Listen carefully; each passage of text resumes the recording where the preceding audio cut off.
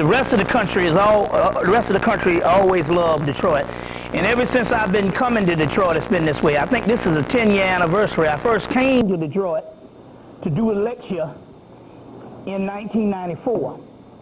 In 1994. Well, that's symbolic. A lady with a cane is giving me water. Mm-hmm. That's a lot of love there. Yeah. Nah, but I first did I came here twice in 1994. So in so many words, this is a 10-year anniversary, and all of the lectures that ever came out of Detroit have been high-powered and off the hook. So that's very key. Like I said, we got bibliography. I used to bring more books, but you know, it's kind of tedious these days and stuff. But what I did do is I got a lot of them in my head, and all of the new ones I did write down on a piece of paper, so that we can give you more bibliography, because a lot of new and good stuff that's out. To start right off, let's get right into this thing and all. I guess I might as well go ahead and do the libations now and get that out of the way, so we can get a certain amount of energy.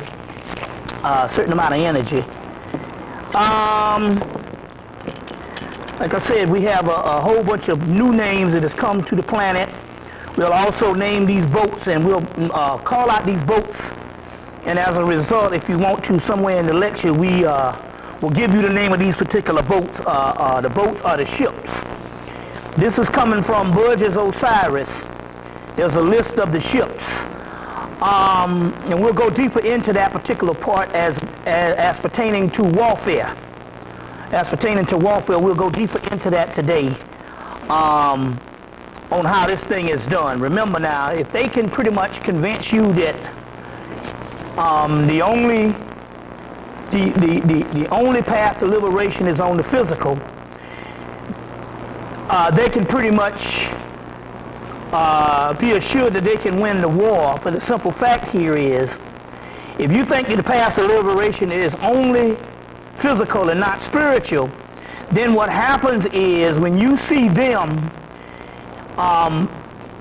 in their military might, and you calculate on how it is almost impossible to defeat them this way, you can get disenfranchised. But remember now, they're always vulnerable. Right now they are vulnerable for the simple fact that they got 95% or 85% of all military is now either in Afghanistan or in Iraq. You see, all in Iraq. Now, like I said, when we go back into this particular thing today, that is also by design,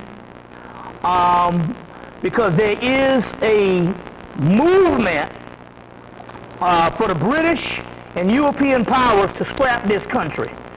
That means end the experiment and use this country as the scapegoat, to save them, meanwhile isolating the messianic energy which is coming from the Africans who have come through the Middle Passage and alchemically transmutated into this messianic force. So in order to somehow avoid coming in contact with these messianic people, you isolate them, scrap the country, and get out. So therefore, Europe is the object and not America, because America is an experiment. This, and like I said, yes, we'll go back into this. This is why it was a part of the Illuminati or the British intelligence to the Queen to tell the people to give out the torture photos. That we must ask this question again: what is the motive for the United States Army to give out torture photographs, incriminating themselves, when we know that the major portion of American history is to do conspiratorial acts and insidious acts on the aspect that they've got things that they've done experimenting on us and other people, indigenous people in this country, that we don't know about to this day. So how is it that you can go into Iraq and a year later you give out these torture photos? And it was the United States government that gave them out, and when they had all the hearings, they said, oh yeah, there's hundreds more, a lot more graphic. So that doesn't make any sense.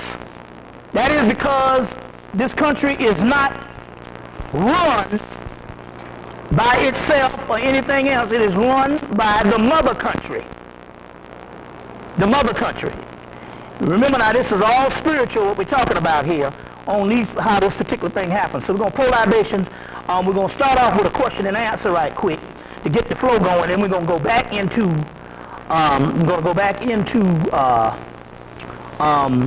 the information. Okay, so like I said, this is coming from the Burgess Egyptian Osiris, Volume 1 and Volume 2.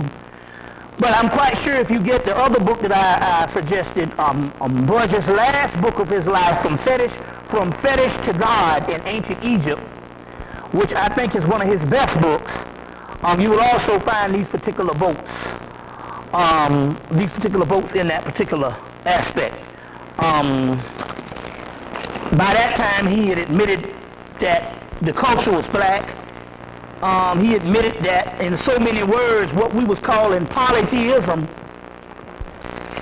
was a form of, when you put the gods together, they represented the one God or the God one. But I like what Asa Hilliard said. What about if the people did worship many gods? Would that be wrong? And they asked the question, and everybody said yes. He said, no, I'm not going by what somebody told you in the past. Let's say if you never heard that one God is better.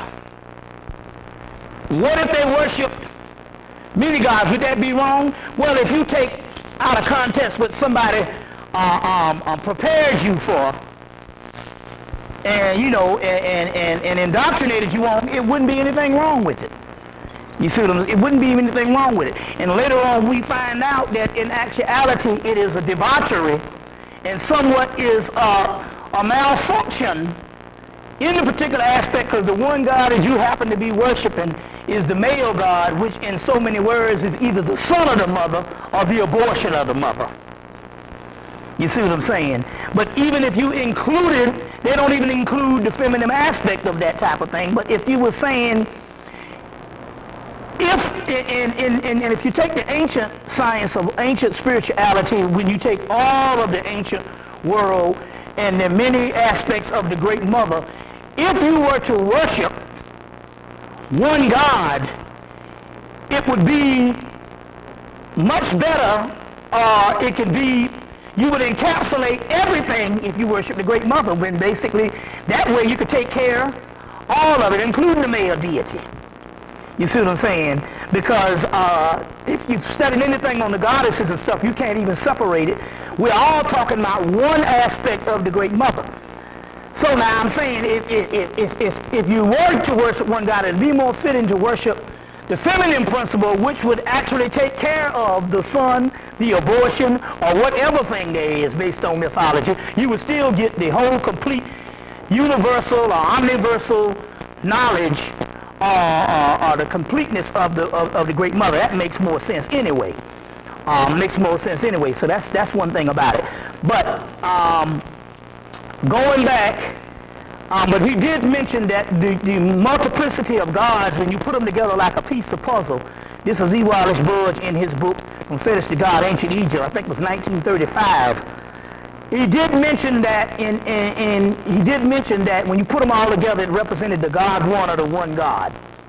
So even the aspect of the later people coming into Africa and saying they worship many gods, that was a stranger looking at another person's system and making judgment on it based on ignorance. And too often the case, that is what is happening throughout world history. So got some phenomenal information that we'll be doing today and all.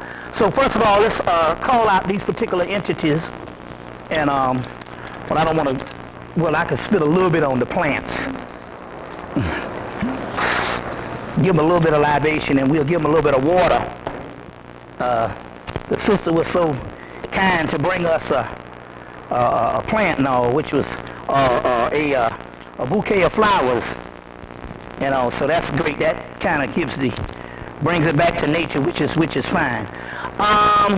So I'll libate myself, and we'll split this 4 ways, and then we'll call on the libations. Like I say, this is still a combination of Canadian whiskey. A combination of Canadian whiskey and London dry gin. Okay, so we're going to start off with these boats. You all ready?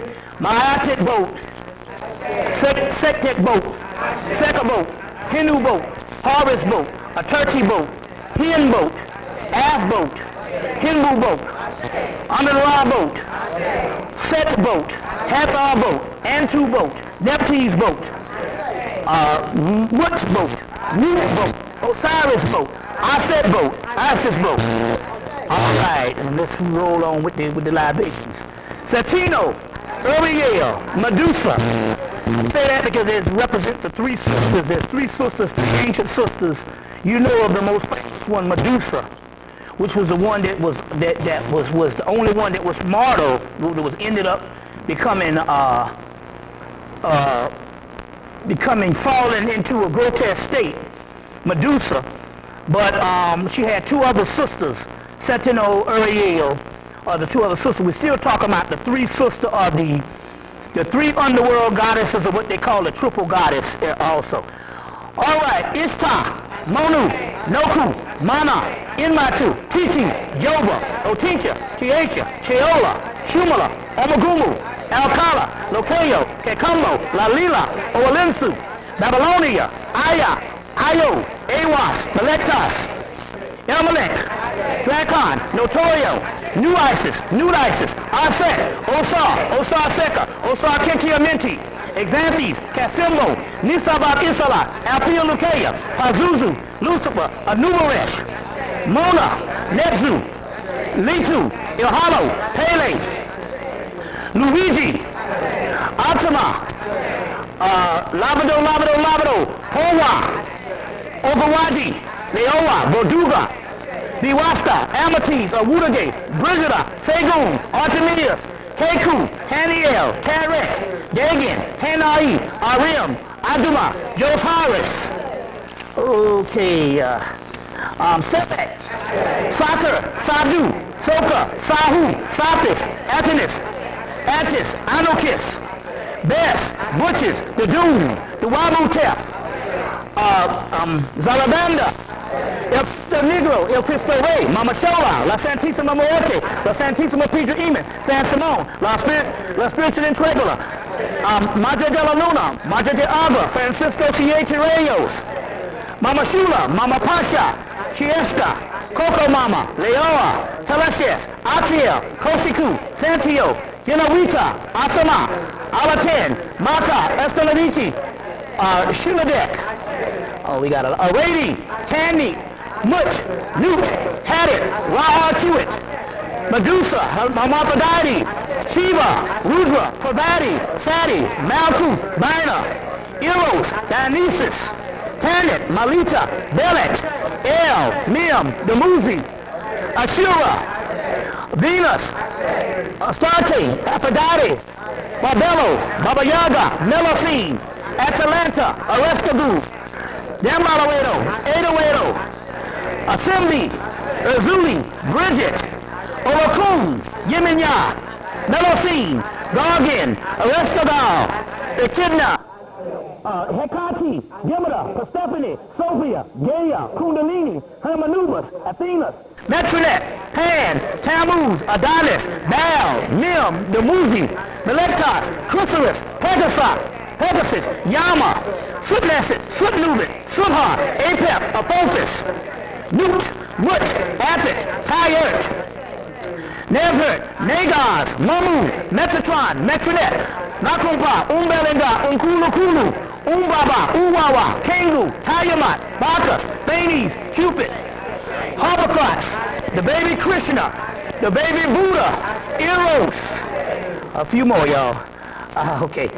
Hemmitt, Apep, Hemmitt spirits, Hapi, Ptah, Camothus, Canoe, Nile, Lamayin, Lamat, Bel, Bes, Thal, Dim, Beelzebub, Kakshidi, Lilith, Layla, Alat, Lilitu, Sut, Sat, Suthar, Herubahutit, Enochian spirits, Enoch, Azazel, Samaza, Samuel, Delilah, Samson, Samuel, Atan, Adani, Adan, Hamaku, Hartini, Ain Sada Ura, Ain Sada. Y'all throwing down, y'all retired on me? Bring it up, shit. You call it, okay. Sashet, Cerberus, Vertra, Typhon, Hydra, Thunderdog, Sunbear, White Buffalo, Crazy Horse, Geronimo, Sitting Bull, Mama, Nomo, Ama, Bass, Pashet, Hera, Mintu, Siva, Shakti, Shiva, Thalys, Athena, Vesta, Hestia, Juno, Ceres, Asura, New Isis, Sebek Hep, Ranesi, Janesi, Aphelion, Campi, Uma, Metis, Oakun, Yeminya, Seovi, Chaos, Isadora, Papagene, Elmario, Cthulhu, Sanat Kuma, Barbier, Padan Neta Unra. Hold on 1 minute, let's see here. Mithra, Jehu, Abraxas, Lameto, Abraxas, Set of Denki, Set of Congo, Set of Omos, Setos, Mithru, few more you all. Diana, Malkuth, Dinah. Let's see, do we cover enough? I had to get some of these out here, but anyway, okay, that's well, I guess that's good enough. To all entities known and unknown, Vertra, Dana. To all ancestors, start calling out your ancestors. 1, 2, 3. Ashe, Ashe, Ashe, Ashe, Ashe, Ashe, Ashe, Ashe, Ashe, Ashe, Ashe. So my family, Hemmitt family, Davis family, Shaw family, all my family members, to all ancestors known and unknown, Ashe. Okay, which is very key here because the ancestral aspect explains when you see people are so scared of certain iconology that was deemed offensive or deemed satanic or evil by the Christian orders until these days when you see certain things you become afraid of them. Take for instance, case in point, one is when you see the skull. You see a skull. I got a skull in my house and I'm quite sure it strikes fear with people who are unconscious that come in the house and see that skull sitting up in a pot. They lose their mind. But it's really no mystery. The skull is in fact symbolic of the ancestors. What are ancestors? Ancestors are people who do not live on the earth plane anymore. So it's symbolic to get a skull because a skull represents something that used to live on the earth plane, but now it's dead, and the actual skull after the decomposition of the body is symbolic of ancestors. So here it is, we got things that we see these symbologies, we see it in Africa, we see these things, but we have been trained to fear every damn thing. So as a result, when we see these things, we automatically go to this particular realm of indoctrinated pathology that's been put on us to fear that which we don't understand or that which we was told something that is made evil by basically opposing systems of control that gripped us, basically world religions in that particular aspect. So here goes again, this is another great mystery that's broken based on the ancestors when you see those skulls. What about this crystal skull? Huh? What about the crystal skull? Well, this crystal skull is symbolic. They found a crystal skull. And some people had all types, they found it down in Peru, I think. And some people had all kind of premonitions or all kind of visions by looking into the crystal skull. It's no more than a crystal ball. The skull is just what those particular people are made it out of. And the crystal ball, the energy of a crystal ball is not something that's in fairy tale. Crystal balls do work. I mean, most of the white metaphysical stores sell crystal balls, and they cost several amount of money based on variation of size. The bigger, the more money it is and stuff like that. But they still sell crystal balls, so these particular things are not necessarily stuff in fairy tales that don't work. They actually do work. They actually do work and stuff like that, such as Ouija boards and all the rest of those particular things. So the crystal skull is just another divination system that somebody in the ancient world had that they found, but it has no significance as far as it being anything that is going to shape the future or something like that and all. It's just an expensive piece of jewelry or whatever the deal is. Now, it is interesting because they did have in the movie The Phantom, the one with starring Billy Zane, where they went down to, you know, he wore the purple, and his father before him was the Phantom, and his father was before him was the Phantom. That represents Osiris. Purple is also one of the colors of Osiris. Whenever you hear Osiris as a black god, well, purple, raw purple is also represents the blood, a purplish hue of the blood on how it would actually look in the underworld.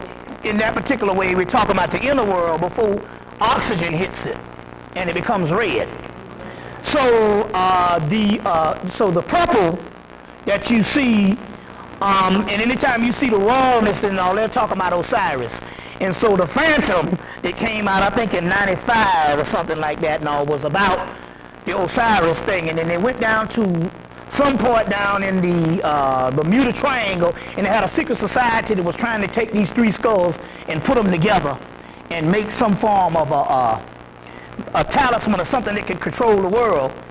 And when the guy put the three skulls together and said he had harnessed the energy of the universe, it really didn't do anything but explode him, but he didn't have all the energy, because the most powerful skull was a skull on the ring finger of the Phantom, which his particular, his father gave him. His father gave him, and he said, I never knew what this ring was about, and when he put that ring up against the other three skulls, it exploded the other three skulls. So, that also represents the black dot, or the primordial point, which is the most powerful in the universe, which is basically what we're dealing with this warfare now, with the Iraqis, with America being in Iraq and the whole British thing, is they're somehow over there trying to find something on a grander scale that can somehow access power. Like they said, they got over 1,000 dig sites in Iraq right now, trying to harness something of a Stargate or whatever type stuff. And what they don't realize is, it's not, that is what the sun rises in the east and sets in the west. That particular gate of the gods represent the both sexual phallus and vagina of both the black man and the black woman. So the great mystery here is to keep the black man and the black woman separated. What's that, brother? Mm-hmm. Is there any relationship with that in space travel that's going on? With exploration on Mars? Yeah, right now they are trying to pull out all stops. You know, they had this thing land on Mars right before Christmas. Was it in January? When was it? I think this new landing on Mars. Yeah, no, I'm saying, when was it? It was in January. The two rovers, and I think they call her a Spirit, and all this. So they're reaching for stuff, and they would like to find something on a supernatural aspect or a scientific aspect, because in that way, if they could get any kind of access to that, it can help them. But what they don't realize is all of that type of stuff boils back down to the physiological structure of the black man and the black woman. It's in us. So they can't find any aliens. They can't find any aspect of that, because all that is based on our world. Now take for instance, and I did like the new movie Chronicles of Riddick, where they call the underworld the underverse, which is it's actually a correct way to call the underworld the underverse. Now if you're dealing with the underverse, it's not based on what is called the petty universe. I talked about this for years, where you got universe A, which is an illusionary universe, Michael Talbot's book, The Holographic Universe, and you have Universe B, which is the real universe, which is in the underworld, and the underworld is basically the deepest level of the indigenous people. So in so many words, you can get all caught up in what they're doing with anything that they're trying to do out in space or whatever, because Mars is nothing but the pineal gland. You know, Heru, the god of Mars is the god Horus. And the Eye of Heru represents Mars. That's why when you look in the books like the Kabbalah, especially like Dion Fortune's mystical Kabbalah, and you look in there, you will see the breakdown of chakras, the breakdown of astrology, and the breakdown of astronomy. And it'll go from the greater universe on down into man, the 7 chakras of man. So all of what they're doing, like I said, they got 1,000 dig sites in that area right now. Majority of the stuff that they carted out of Iraq last year and ramshacked the whole museum and all of that stuff and carried this stuff back to America, because we know by June of 2003, part of stuff that was in the Iraqi museum started ending up on museums in America. Stuff that they didn't deem important. So they've been trying to do some of everything that they can do to somewhat save themselves. And I'm going ahead of myself, but this is a part of how they do things. What? They're performing on the Yeah, they're performing on the physical plane, but and so in so many words, whatever the priesthood in that particular area, Northeast Africa, because we do a disservice by only focusing on Africa, because Africa is because that whole what they call Mesopotamia, Samaria is nothing but the Africans nation, if you want to say something, the black nations. You know what I'm saying? Hell, even the Africans didn't nationalize anything. The indigenous people, the whole concept of a national identity, you understand what I'm saying, is a later concept. So all of that is our land. So even that, so if it's all, well, for modern terms, let's say the word Northeast Africa. If it's all Northeast Africa, then we must now go back and find that the Tigris and the Euphrates is very significant, just as well as the Nile. You see what I'm saying? Because if this is a river, if this is a river relating to our indigenous past, in any river, then we say that the Tigris and the Euphrates is very important also too. And why would you fight a war at that particular time? So all of this type of stuff is still, now remember, and I don't know if I brought it, I might have the pictures, but when I was in New York, somebody handed me some pictures of these African people. This was in the 1st of March. And she said, read the caption, and it was these African-looking people was in Mosul, and another place, Mosul, and another one in Iraq, which is 85% blue-black people. You see what I'm saying? So here again, we're still just talking about somebody on our homeland trying to doggone find something, creating this havoc and stuff so that they can dig. What's that? Mm-hmm. Yeah. Okay, the indigenous people. Uh-huh. Who are, I know they're black. Yeah. It's us. But how far, where the original indigenous people Right. on Earth. Yeah. Explain them and how old they are. And then the other thing is, This is old as creation itself. okay, in Earth itself, was it, I mean, when you're saying indigenous, When I'm talking about indigenous, I'm talking about the original origin of people. When I say indigenous people, I'm talking about the original inhabitants of the earth and their lineage. I'm not talking about modern indigenous people. right. Just like me personally, modern Africa has really nothing to do with this. That's why you've been courting modern Africa for the last 15 years and you have got nothing from it, because you ain't gonna get shit from it. Because it's not about modern Africa. It's about indigenous Africa and indigenous Earth, which includes the modern African people who need to look in their indigenous past. No, we are the indigenous people. Now, there wouldn't be the original people, because they would be 1 billion years old. We are the original people. It's not physical, the outer shell, is the inner genetics of who we are. As a matter of fact, you see this sister right here, she's probably the lightest in here, I guarantee you right now, you got more melanin than some of the Africans on the continent that's never been outside of the continent. Because you're thinking of melanin based on melanocytes and skin color. What you don't know is what the Jews know, that the melanin that they're talking about is talking about genetic bloodline of the indigenous people, which are now in the West. So the ones over here have more melanin than the ones on the planet. Why is that? Because even in the indigenous bloodline, they say, out of Egypt, I will call my son. Now, the greatest Kabbalistic scholar, which is our stuff, because we've also now recently found the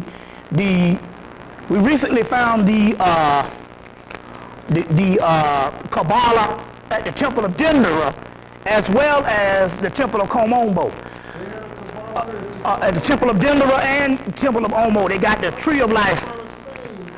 No. Listen, I'm talking about indigenous. Africa existed before Spain, right? Okay. Spain is what was carried into Spain. Spain didn't originate nothing. The Moors carried the stuff into Spain. The Kabbalah didn't come from Spain. The Kabbalah came from Hemmitt, the mystery system. You see what I'm saying? The first, when we say the Kabbalah, as far as the Kabbalah is what the Jews are doing, they got most of their information from Spain. But even the Kabbalistic scholar, Gershom Scholem, which is supposed to be the top Kabbalah scholar, Kabbalistic scholar, died in 1982. And in his book, Mystical Spirit of the Godhead, he talks about the bloodline that the Jews are supposed to be following. He said will be in the West. It will end up in the West. That's why it's important on everything talking about people being in exile. In every story, even Solomon was hit in the head and carried to a strange land. The so-called Jewish exile of these people scattered around the earth. All of these are mythological stories of the ancient indigenous people that will be scattered on the earth. So we go back to modern Africa looking for our ancient past, and our ancient past is not in modern Africa, it is amongst the indigenous people that was carried out of Africa, because those are 85% of what you call your ancient Egyptians or your ancient Camites. You see, not necessarily modern Africa doesn't have a connection, but we have been duped to think in actuality, because you have a dark-skinned person and because you have a modern African on the continent, that denotes the highest form of melanin and the highest form of spirituality, and it's not necessarily true. Why we can say that? Because we can find out what has been the most inventive principle on the planet of all the 20th century. It has been the Africans in the Western Hemisphere. Born nothing on the planet has outdone us. That is because it's called the Great Mixing Bowl in the West. This is important that you know this. So the bloodline that they're talking about has nothing to do with the outer melanocytes of the skin of people. Because, because we're thinking that we are somewhat less African because of our skin color. And what we don't understand here is, if that is the case, why is it that the European now is getting people and certain scholars together like, and certain fools like Tony Brown's journal, and they got a whole campaign to prove that there's nothing but a few cells that separate us as race. They're all going on based on the skin color. Whereas the majority of the in research, and it has nothing to do with the skin color. That's just the first level of it. It's talking about the inner melanin. The inner melanin. So therefore, we're talking about the bloodline of the gods. Then we're talking about what color the gods are at this particular time. As a matter of fact, let me give you an example when I'm talking about how far this thing reaches. My brother is married to a sister that she put me to shame with hating the white man. That's all she lived night and day. And she just hate white folks. It's consumed her. Because her mother's white. Father's blue black from Bahamas, but the mother's white. This summer, because I checked with certain things, this summer the spirit came to me and said her mama ain't nothing but a nigger. Called out to California, asked, and said, yeah, she black. Called my sister that does the channels for me in Atlanta, said, yeah, she's black. I called up and said, you know, your mama's black. And she said, I always figured that. She said the spirit told her that several times, but she was going based on the skin color. So if we still talk about, and like Richard King talks about, we're still talking about 2 to 4% of, well, I say 2 to 3% of white people that are not white, and based on bloodlines. You see what I'm saying? Based on bloodlines. But we don't need to focus on that. We ain't got another 1,000,000 years to find out what percentage of white people got black in them. That's not the point here. We just try to illustrate a point that we getting so caught up in the apparent. And that's exactly what the Egyptians say. The neophyte always looks at what is apparent, what appears before him, and that is never what's really going on. It's what is behind that. So the bloodlines that they talk about is in the Western Hemisphere. The slaves who made it through the Middle Passage. So looking for indigenous people, whether they live on the planet, that's not important. Because we're talking about, go ahead, what you saying? That's the very thing. I got a few of these left. I got 2 of these left. I got a few of these left. It's called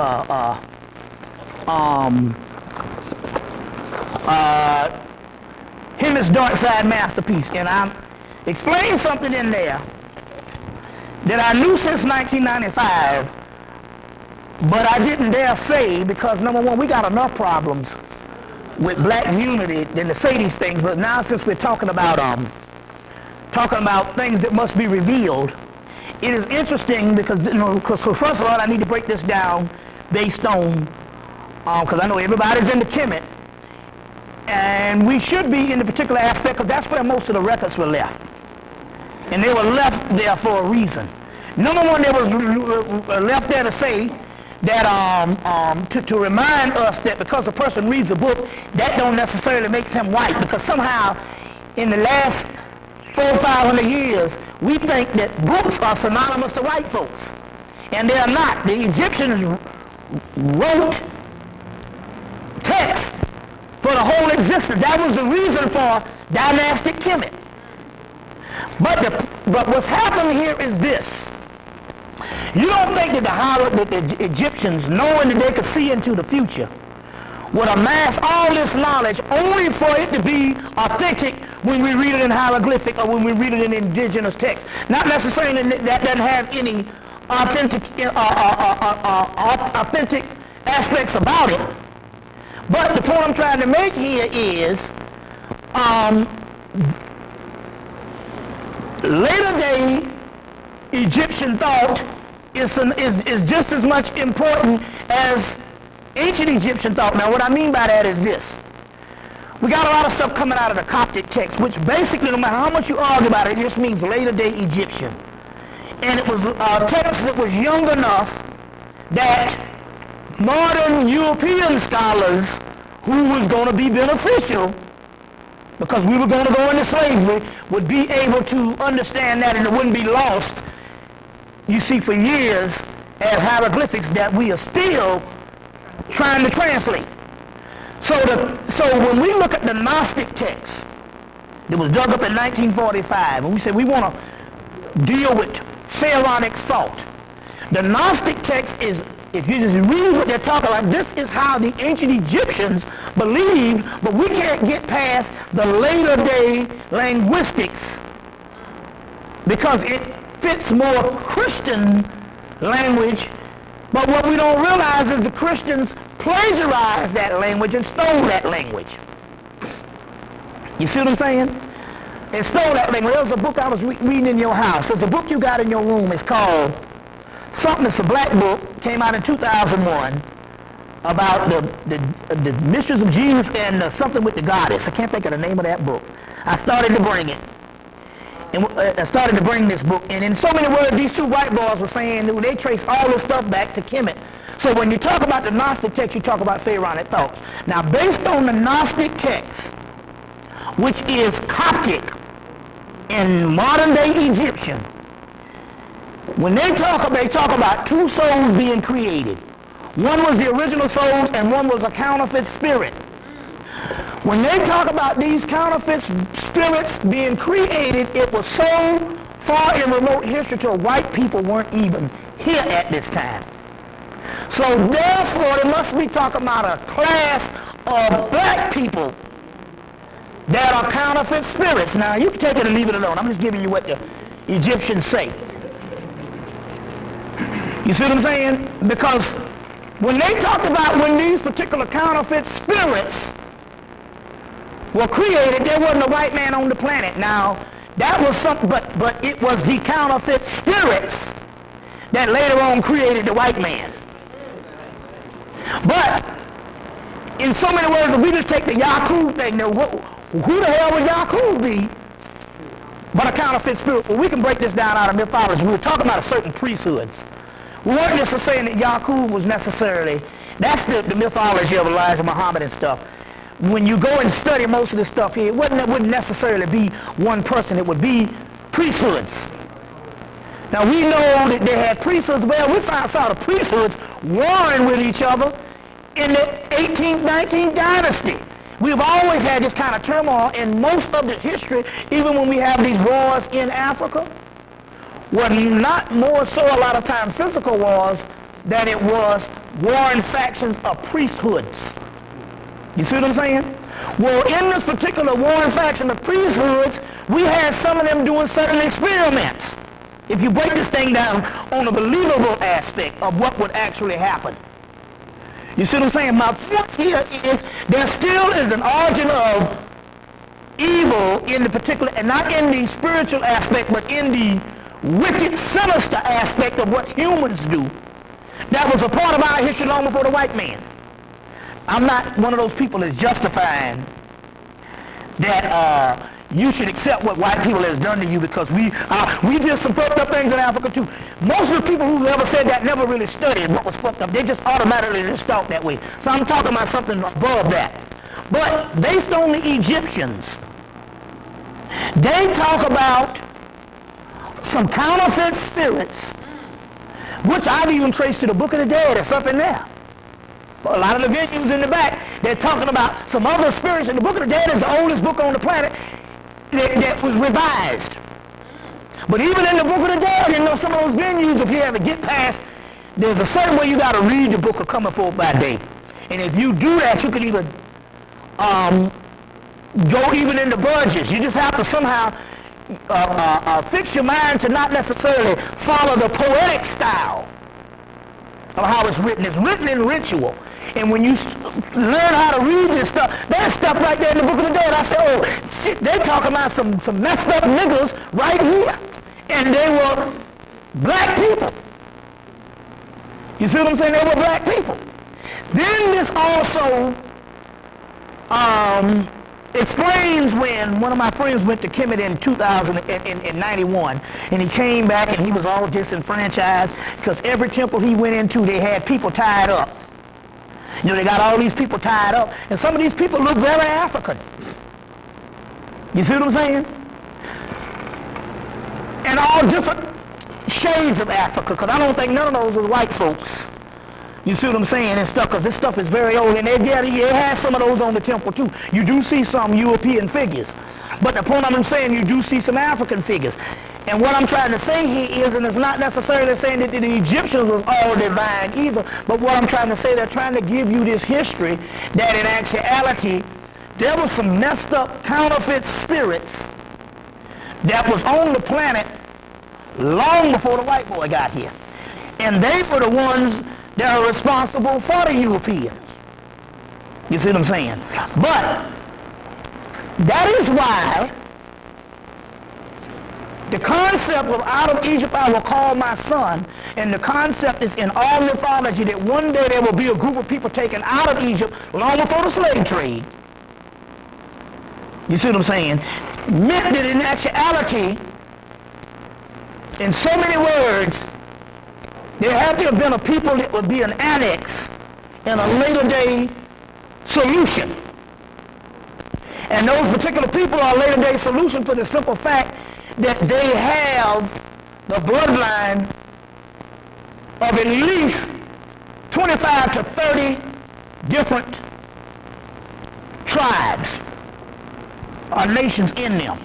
When we just basically look at the concept of the book, Milo Regard's book, Secrets of Voodoo, where they talk about voodoo that was made up of at least 15 different African religions, systems of spirituality. And by the time, that's in 1950s when he wrote that book, and by the time we get Reginald Crossley's book, Voodoo Quantum Leap, or Voodoo Quantum Leap by Reginald Crossley, by the year 2000 when his book comes out, it's already up to almost 25 to 30 different African systems that was filtered into making voodoo. You see what I'm saying? If there were different Africans that came together in the Western Hemisphere to put this spiritual system together, it's kind of crazy to don't think that there is an amalgamation and breeding of these particular Africans, and the religion is only something that encapsulates the genetic process of what is in these particular Africans. You understand what I'm saying? So because if they can count 30 different systems by 2000 that went into making these West Indian, let's put it Western modern day religion from indigenous religion, that means that they got to be in the bloodline of the Africans, 30 different strains, which is exactly what the Jews know and is trying to fake and indicate, because in Gershom Schroller's book, The Mystical Spear of the Godhead, in his chapter, the Shekinah, the feminine face of God, he talks about the great mixing bowl of bloodlines that will be in the West, which is material that came from Hemmitt. So the whole concept of the fable Jason and the Argonauts, which is a tale that comes out of the Library of Alexandria, they talk about how Jason, Jason, which is a form of Horus, July, August, September, October, November, which in so many words is talking about the summer solstice only into the combination period of the winter solstice. Jason takes 50 of these, the best heroes or herus that is throughout the ancient world, and put them in one boat and sail to the end of the earth to get the golden fleece, which is supposed to be the illumination of Christ. So this is a story that is the epitome of what happened to black people historically. It's also the story of Sirius. The Sirius, which is the astronomical venture of the same path of what is going on with the humans is also going on in the celestial realm. But the greater mystery, which we are the ultimate survivors or the ultimate product, is they took these 50 oarsmen, put put them in a boat, and they represented the greatest heroes. In so many words, you could take those same ones. In Greece, you will see 50 gods, but in Egypt, you will see a boat with all these gods sitting on the boats. You see what I'm saying? But they take these people, which means the best talents that they have, and they sail to the ends of the earth, Caucasus. Although there's a historical Caucasus, the story goes beyond something that was named after something. They sailed to the end of the earth to get the golden fleece, which represents the illumination of, lamb's wool, which is the third eye in all of this and whatever. They go get the golden fleece, which redeems the world, because Jason is an heir to a kingdom that was overthrown, you see what I'm saying, by his uncle, which is the same set type and thing, but is overthrown by a people that's masquerading as the royal people, but are not the real heirs. So he has to go get the golden fleece to put back what is rightfully ours. This is a beautiful story, but this is one of the stories that came true. Even the Schomburg Center, and I got it on tape with C-SPAN, had a thing on the Schomburg, which is the combination of the Schomburg's work on the slave trade. And in that thing, the curator of the Schomburg was telling the white folks when they was doing this shit on C-SPAN, he said, you see, our story of the slave trade is somewhat a story of human survival and the best of us becoming a great people based on we had so much spiritual people and unique people that came together to put this one race together. In so many words, this is what he said. This is identical in what the Jews are trying to masquerade when they say that our homeland is Israel. You see what I'm saying? Which is Isis, Ra, and Elohim, which is, and one brother said, well, where did you get the L from? I said, well, El or Al, the word Al, that Gerald Massey tells you is another name for Horus, but is another name from Horus. But even in the final plot of the book called Ruled by Secrecy, which is the most scholarly version of the Illuminati stuff that's out, is Ruled by Secrecy. In the back of that book, he talks about El is a Canaanite god, Israel, and which is nothing but a form of Horus, or Set Horus together. It's all stuff. But in so many words, what we're talking about here is they're still talking about this particular bloodline of the gods. Now you're getting all these books coming out about Jesus and Mary Magdalene. And the whole concept about the Merovingian bloodline. You see what I'm saying? That Merovingian bloodline ended up in the West because they talk about France and whatever. Look, every single nation in this country had their hands in the slave trade. You see what I'm saying? In this world, had their hands in the slave trade. So whatever was meant, they trying to look in France for some stuff. The Merovingian bloodline is they're still talking about the same bloodline that they have pinpointed and they know is in America based on this Afrocentric movement. They was looking for this thing, but when the Africans stood up, they knew it all along. He idolized Muhammad and Noble Drew Ali was talking this shit years ago. But when they stood up with the concept of indigenous identity and named the ancient Canaanites or the ancient Egyptians as our heirs, they say, those are the motherfuckers we've been looking for, because it's prophesied in the Hemmitt. There'll be a group of Egyptians in the last days. So these 50 oarsmen and all of this stuff that they talk about is still talking about the same bloodline. And so in so many words, we have a very high advanced, the highest advanced level of this melanin because it's alchemically processed to be the most advanced chrysomelos, because to be that because it has a mixture of all the African bloodlines in us. You see what I'm saying? So it's more advanced, so it don't matter how light you are or what you got. You think all this damn knowledge I got, that I should be sitting up here blue-black. If we talk about You know what I'm saying? So obviously we know that skin color is not an indication of how much knowledge you got. Now, I don't necessarily mean if I was dark skinned, it wouldn't make a difference because we have the same blood mixture. But I make that for the simple fact in our minds sometimes when we see light-skinned sisters or light-skinned brothers that somehow they're not as African because we're still talking about the apparent. You understand what I'm saying? Hell, if you go to the modern Africa now, it probably would look different than indigenous Africa of 5,000 years ago. And it's just like all of the Afrocentric scholars used to say. And it's the same thing the white boy is still got us confused about. Africa does not, even on the physical level, Africa was not indigenous of one phenotype. So now you got people right now, they're thinking that the fundamental African, or the fundamental people that we are West Africa, is West African phenotypes, which is talking about wide nose or whatever, the prototypical African.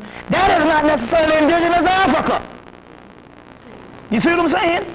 Indigenous Africa, because don't choose right now you can go to Africa. We still need to find out how the fuck the South Africans became lighter. And I'm not talking about indigenous, I'm not talking about people who the Afrikaners. I'm talking about the indigenous South Africans are lighter than the West Africans. You see what I'm saying? And then we gotta, Doesn't it have to do with the climate? It has to do with the climate. But then again, on the other hand, when we talk about phenotypes, why is it you can go to the Sudan and Nubia and find a person black as 1,000 midnights, but does not have the West African phenotypes?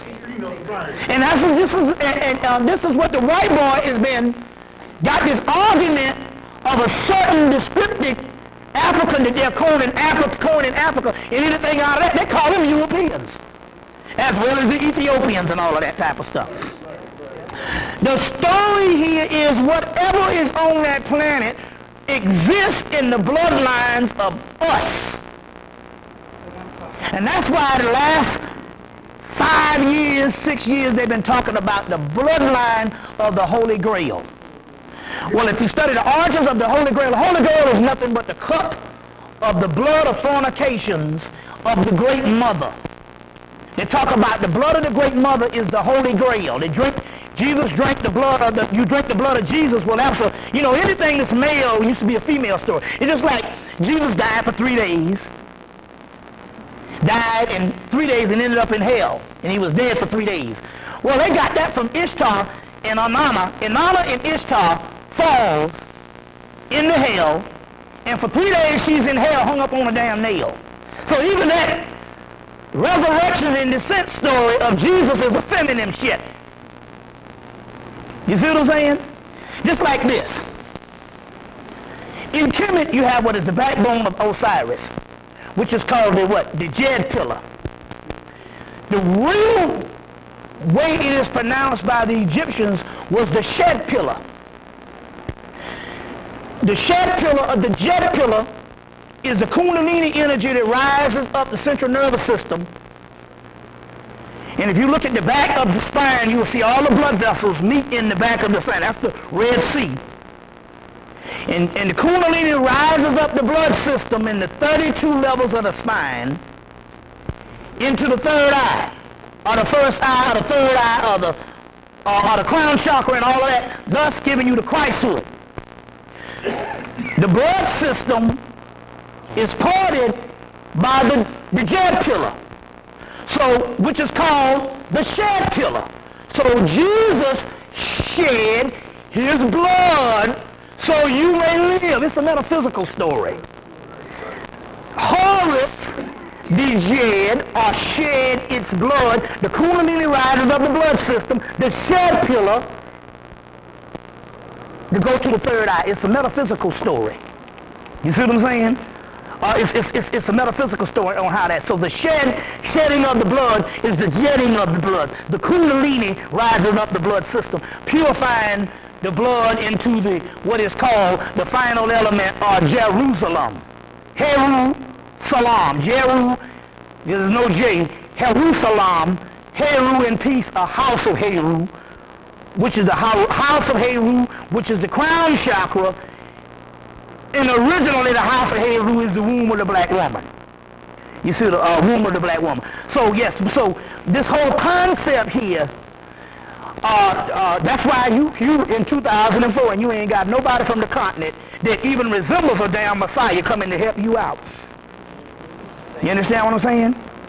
The only people that's doing this type of work on this planet, you best believe, is us. You understand what I'm saying? Now, well, that would stand the reason. We're not necessarily saying people are not doing spiritual work on the planet, but it stands the reason that we'd be the one that's doing it based on this, based on the access of technology and the aspect that we have more privy, we're more privy and have more access to materials that's around the world. You understand what I'm saying? So it would be fitting that we would be the ones, because we're the ones that have the most access to this particular information and have the convenience going to bookstores and just buying shit. You see what I'm saying? So that's very key on how that is. Give me some questions right quick. What's that? Yeah. Then what you were saying, going back to Iraq and these 1,000 days, and they're moving things back to the United States. Yeah. From the artifacts. Now, is that kind of confusing for them to make them move to Europe? No. The problem is, even in the text, they talk about the ruling factions would be so arrogant until their confidence will be their undoing. Their confidence would be their undoing. You know, they'd be so arrogant until the confidence would be their undoing. You see, in so many words, this is such a beautiful thing, because the simple fact that the savagery, if there is a word, of our black people in the masses, and I include the hee-haw and the bourgeois. You know, me being from the bourgeois, you can't tell me that them motherfuckers got anything on their mind. I say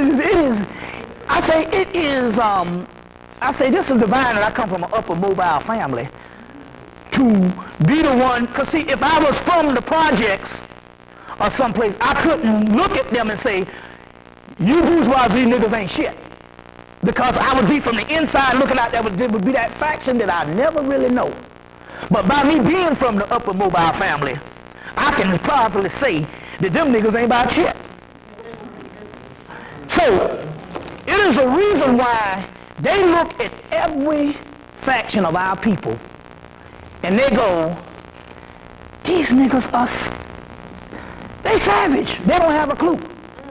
And so in so many words, the outer or the greater aspect of the dead people out in the greater community that the white boy's got his eyes on acts as a smoke screen for us and keeps him arrogant to think that his only worldview is the only one that counts. So they're going over there doing what they can do for the simple fact they just don't think. And it's all in the movie, the movie Underworld, because you know the werewolves were the slaves of the vampires. And when they told them that the werewolves had grouped together and got stuff that can kill us, they just could not believe that them. He said, no, they people are too primitive. You see what I'm saying? So that has always been the Europeans' undoing. That they just can't believe that we could be this thing, these people that can rise up and are the supreme architects in the final state of the whole entire universe. But then again, they have a right to believe that, because those people out there in the greater community that we call consciousness, or what we call the dead folks, or what they call automaton, as the Egyptians say, or the animal car, those particular people act as a smoke screen. When they say Israel, which is Isis, Ra, and Elohim, or El, Horus, will remain hidden until the very last days, they were talking about the black people amongst us that scattered throughout the United States, and all of them are minorities when it comes to other people. I'm getting people call me on the phone, yeah, I'm the only conscious person in my family. And it's the most amazing thing, it varies based on age level. Not talking about this here, some of these people call me, they're in their 50s, I'm the only conscious person in my family. Some might call me in their 20s, some might call me in their 30s. There is no such thing based on it's a generational thing. You just stuck in the middle of the wilderness, and your family is the decoy You see what I'm saying? To save you in this particular concept of what is going on. So they're digging in all that type of stuff because they're scared. And like I say again, I thank Bush because I was getting nervous. Because I said, come 2000, if some shit don't jump off, I'm shaking my head going, did I choose the right track? Should I have gone into the shoe industry and made millions? But Bush made it so because God knows we are in martial law. You see what I'm saying? We are in martial law. As a matter of fact, not only that, let me get some of my notes. Not only are we in martial law, but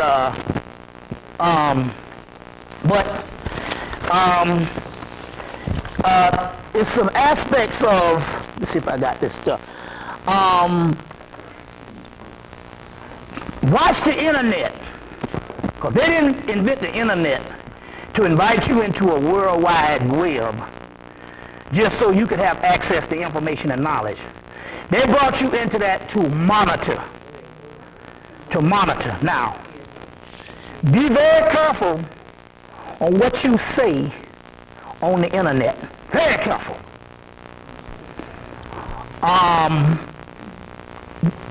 Anything you say on the internet, when they pass the terrorist bill, and you need to get some of these bills to find out what is considered terrorist activity. Just about anything you say personally on the internet, even curse words, if they wanted to go after you, it's deemed terrorism. So anything you say, especially about race. Now, if you got any chat sites or whatever, the first thing you do is somebody come in calling, talking shit about white folks, tell them that at this particular time, that's none of our concern. We got enough information.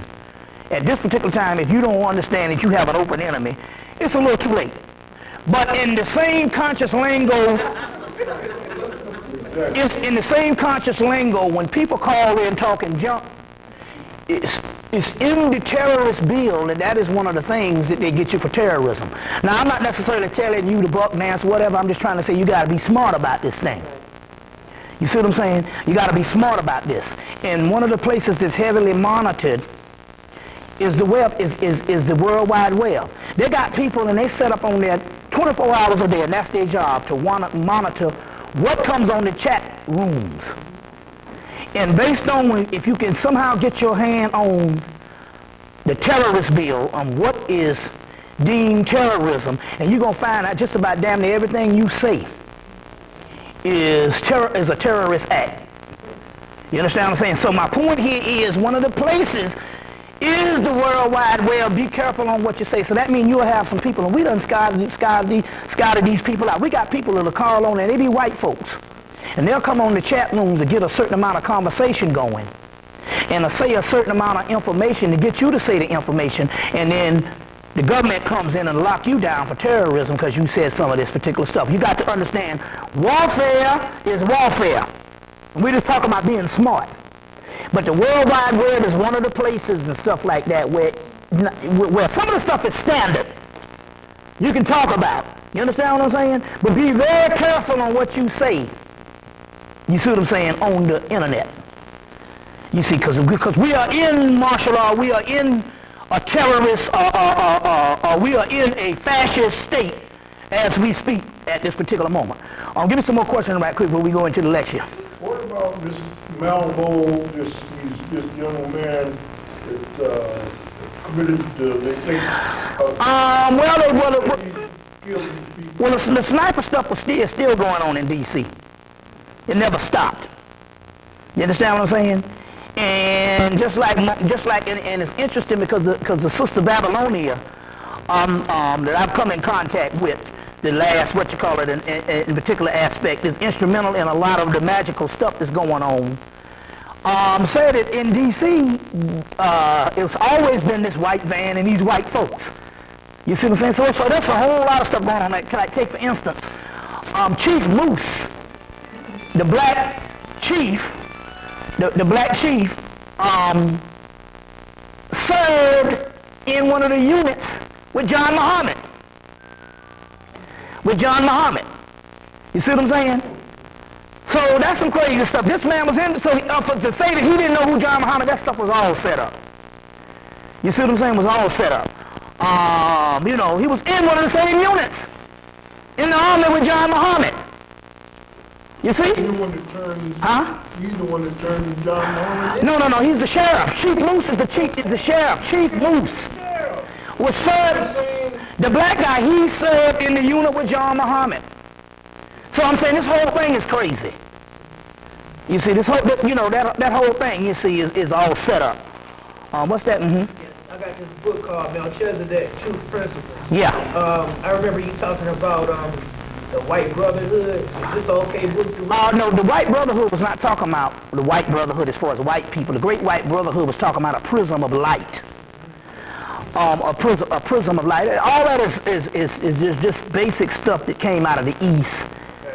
That, you know, that is up under those principles of Melchizedek. So yes, it's the basic metaphysical stuff. You can get you find a lot of good stuff out of those particular books. I got several books like that. Okay, and my second question is when you was talking about the love.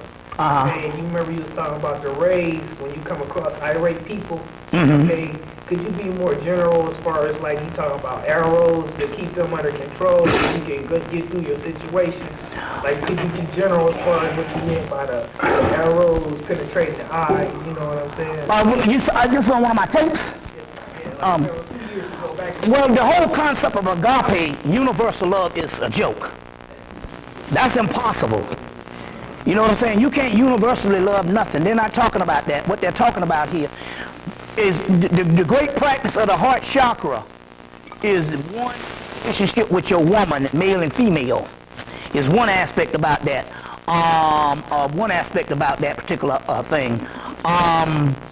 So they're talking about cultivating the heart chakra, and there's an image that you cultivate. We'll get into some of that you cultivate that with, but it's not necessarily talking about loving somebody in Peru that you don't even know. That's more of religion.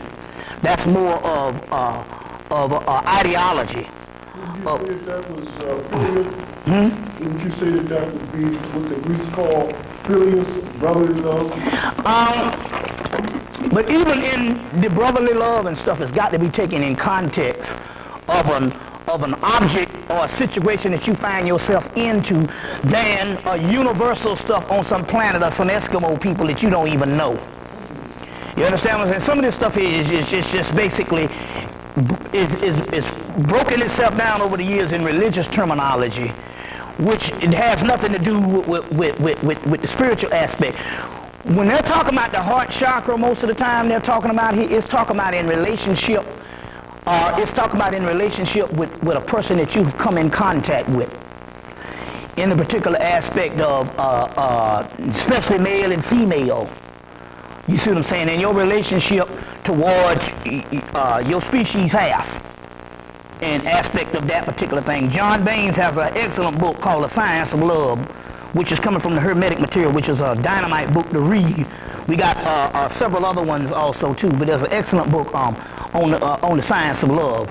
The concept of Eros. Eros is the basic concept of desire and the fire that is in you that makes it capable to you for you to love. In so many words, he would be the heart chakra. It would be the heart chakra, or a form of kundalini and stuff like that. The whole Eros thing, but it's also called kama in India, which is desire, not karma, but kama. You see them, kama, that is desire and stuff like that. Yeah. Going back to being monitored on the internet, should we be as careful as on the telephone? No, there's more people talking on the telephone. Believe it or not, that is not unless you're a specific subversive person like me. Would you know, a person that they know that, you know, they've been monitoring me for 10 years now. So yeah, my stuff would be monitored at times. But then again, on the other hand, when I get into the spirit realm and we start talking on concepts of real spirituality, they can't even get none of that. So, but generally, generally it's thousands of calls each day. There would be no way that they could monitor, you know, on that particular level. When they're saying monitoring on the phone, they're talking about certain people. And this would take place with me and stuff. But spiritually, when they get to a certain level, they can't even mess with me. So it wouldn't be that and stuff. But basically, this World Wide Web is where they can come in and check in one site and monitor that whole site. That would be that would be a part of what they're dealing with. What's that? How do the Arabs fit in with what's going on? They show calling white folks problems. So when they sure. What was the last thing you said about? They are causing problems. Well, let's put it this way. It's a double thing. The beautiful part about it is I'm glad they got kicked in the ass so gravely recently, because that just dispels this whole Allah thing. You know what I'm saying? Look like Allah is an absentee landlord on that, because y'all getting folk with no Vaseline, just like he was when they go to your holy days, Ramadan. Them motherfuckers crackers and we're going to start the war on Ramadan. Why? Because they know that that's bull. They know that the concept of that and stuff is, the original concept was a female goddess. You see, so I'm glad on that particular thing, because that white Arab, you see what I'm saying, got to pay for the slave trade too. And got to pay for why they still got people in slavery to this day in the Sudan and all them. So I don't have no love for them either. I don't have no love for them either. As far as the other part about that, as far as the black element about that and stuff, that's just a part that's happening with all indigenous people around the world, like they're killing 75,000 Africans a month and calling it AIDS. So that's just a part of our plight, this period. But as far as anything spiritual based on Allah and Islam, you know what I'm saying? That is just as much a blessing for somebody getting their comeuppance as anything is that old nasty savage Arab. You understand what I'm saying? And we ain't got no solidarity with them either. Despite what Farrakhan and the Nation of Islam, who getting paid by the Arabs to even as much as say that they ain't slavery in the Sudan. You know what I'm saying? They pay them niggas. You know what I'm saying? And all this kind of thing here and all, you know. And it's like Dr. Ben told you from years, you going Muslim, you jumping from the pot to the frying pan. You're going to get burnt any way you put it. And so for all the so-called card-carrying members of the so-called devout Muslim, what you got to say about it now? The cracker just defied all Allah laws by breaking that savage white slave oppressor Arab over the coals the last 4 years. So I'm going to still put a star and put Bush on the wall for that shit. Because he did a job to kick them in the ass, because we are not sure. We've been calling them our brothers. And they haven't been our brothers, and it's like Dr. Ben and John Henry Clark said before he died. Ain't no Arab never respected no African culture. So fuck them too, and Islam and Allah too. You know what I'm saying? You see what I'm saying? And that whole thing and all, which is just a terminology which has nothing to do, anything that you got 1 billion people praying to can't exist no way. You understand what I'm saying? If you understand the principle of spirituality and stuff, for the mere fact that they say they got more Muslims in the world, well, why are you getting screwed up to behind now? And not only that, they start the war on their holy days. For the last 4 years, can you kind of cool down on Ramadan? And Ramadan is when they really kick ass. Because the white boy knows just like anything. You call on Jesus and Allah, it's time for us to go up and kill up some people, because these are some people that's rolling in the universe unprotected. You see what I'm saying? Because both of them are nothing but inventions of the indigenous stuff. You understand what I'm saying? For the mere fact the Quran starts off with the same foolishness of what you call the first 5 books of Moses, let you know that it ain't nothing but a doggone edited piece of plagiarism. You see what I'm saying? And all that type of stuff here, and all as well as the Judaism and all those later day world religions. And because there are religions, it means it gives the white boy dominion to go over there and kick somebody in the ass. Because one thing about the Arab, he unlike the Christian, because even in the Christian stuff, you can still see a lot of remnants of ancient African ritual in a lot of the Christian stuff. That's why when you go to the Britannica, you can go and get the book of Psalms in the ritual books and do a lot of magic and stuff out of different books of that stuff, because some of the motifs that came up out of Africa is still inclusive in some of that stuff. But one thing about Islam, it is a sin to even think. So you're talking about a religion that is so barren. You understand what I'm saying? And they don't claim the Sufis or none of that stuff. You see what I'm saying? It's so barren and stuff like that, to the white boy say, oh Lord, this is the one that we can roll in with blindfolds. So as far as the Islamic half of that type of thing, or that particular, that Arab half and stuff like that, no, because they don't love black people either. So I'm really sure on not including nobody, you know what I'm saying? Well, since when did you see an Arab in your community telling you some solidarity of we need to stick together? Now, right after 9/11, they was picking us up on. I was in Philly, and it started raining, and the Arab came and said, "Y'all need a ride?" I said, "Oh shit!" We got in and was riding with them. There was two brothers, me and another brother. They took us about 4 or 5 blocks, and he said, "Yeah, we need to stick together." But the brother had on a kufi, but it was one of the knit ones that looked like the skull cap of the Arab, and he said, "Yeah, we got to stick together." I'm like, you know what I'm saying? Now you're getting kicked up to behind. We got to stick together. So what's gonna happen? After the white boy lit up, you're going to still be the savage out here, alhamdulillah, and huckadamai at the damn 7-Eleven, treating us with a heavy hand. You know what I'm saying? So we don't have no love for them either on that particular aspect. They're only giving the European hell because the simple fact that's a part of the whole paradigm in which the European invented in the mid-70s. They knew that the Cold War was ending. They knew that the Russian thing that they had fooled people all the rest of the world had to end soon. So they said, and before the Soviet Union, which is another facade, they were always together. Before that, the Soviet Union can disappear. They said we must start making an Arab a villain. So they started with the gas, with the gas lines, which and anybody know that was crazy because who built the oil refineries? They didn't build oil refineries and gave them to them. They built the oil refineries because they own all the oil in the Middle East is owned by America and Britain. So anytime you hear anybody talking about anything that's happening over in the Middle East, if you want to call it that, and they say the word oil, you know that those people don't know what the hell they're talking about. They're historically illiterate. The oil was never owned by any Arabs. Hell, the Arabs couldn't even get it out the ground until what, until the 1960s or late 1950s. So if I come and build something, since when the white man build anything of billions of dollars and give it to anybody? So that whole oil embargo thing and that whole thing that went down with the gas lines that started in the 70s, and then the Iran hostage takeover. And then the killing of Anwar Sadat, and then that whole thing with the Jews and stuff that started happening with the 3A war and all this type of stuff here, was to fashion an enemy, a new world enemy, as they did with us in Jim Crow. In the history of Jim Crow, when they first sat down, they said, well, how are we going to make these people the enemy to the rest of the country?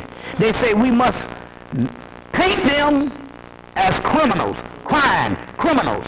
And if you go back into American Hollywood, you'll find out that black people was appearing in movies in jail long before they started putting black people in movies to star. You know, they put black people in movies as maids and all butlers.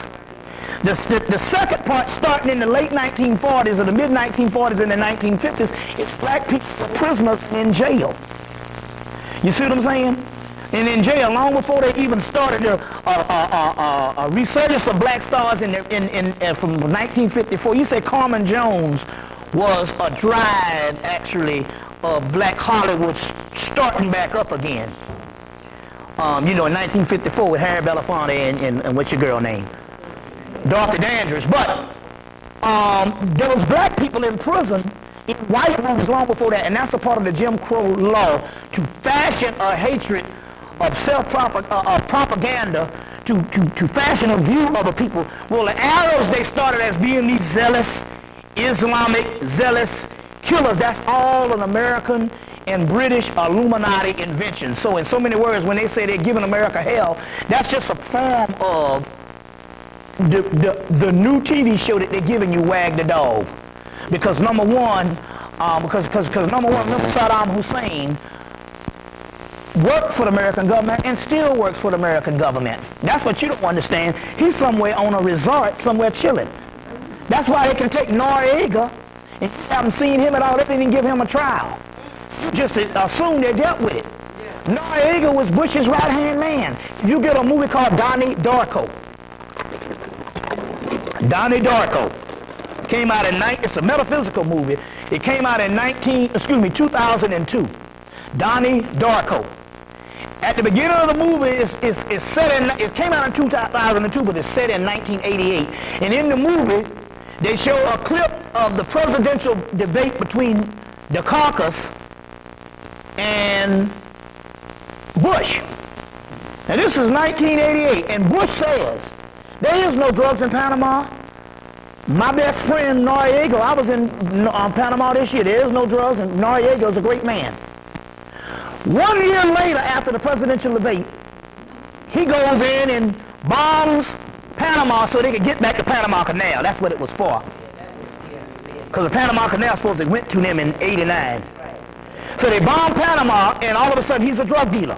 Whereas a year before in the presidential debate, that's why they don't never let you see, if you don't record them, they never show the presidential debates anymore. Because people don't know in 1980 in the presidential debate, Reagan said there was no such thing as a racial problem until black people started running their fucking mouth. Before black people complained, there wasn't no racial problem. So what he was saying was, as far as we are concerned as the white, pathological European race, there is no such thing as racism. It's only when you complain that's racism. That's why you should never, because you know it's a lot of niggas now. They will go to white people and ask white people, is another white person racist? The whole concept of racism is fostered based on people not knowing they're racist. No racist ever thought that they were a racist. That's why it's called institutionalized racism or systemic racism. So it is futile for you to go to the white man and talk about racism and ask the question whether a person is racist. Well, I don't think Ronald Reagan was racist. Are you a fucking fool? You know what I'm saying? When his own son said, this man could not even contemplate the concept of race.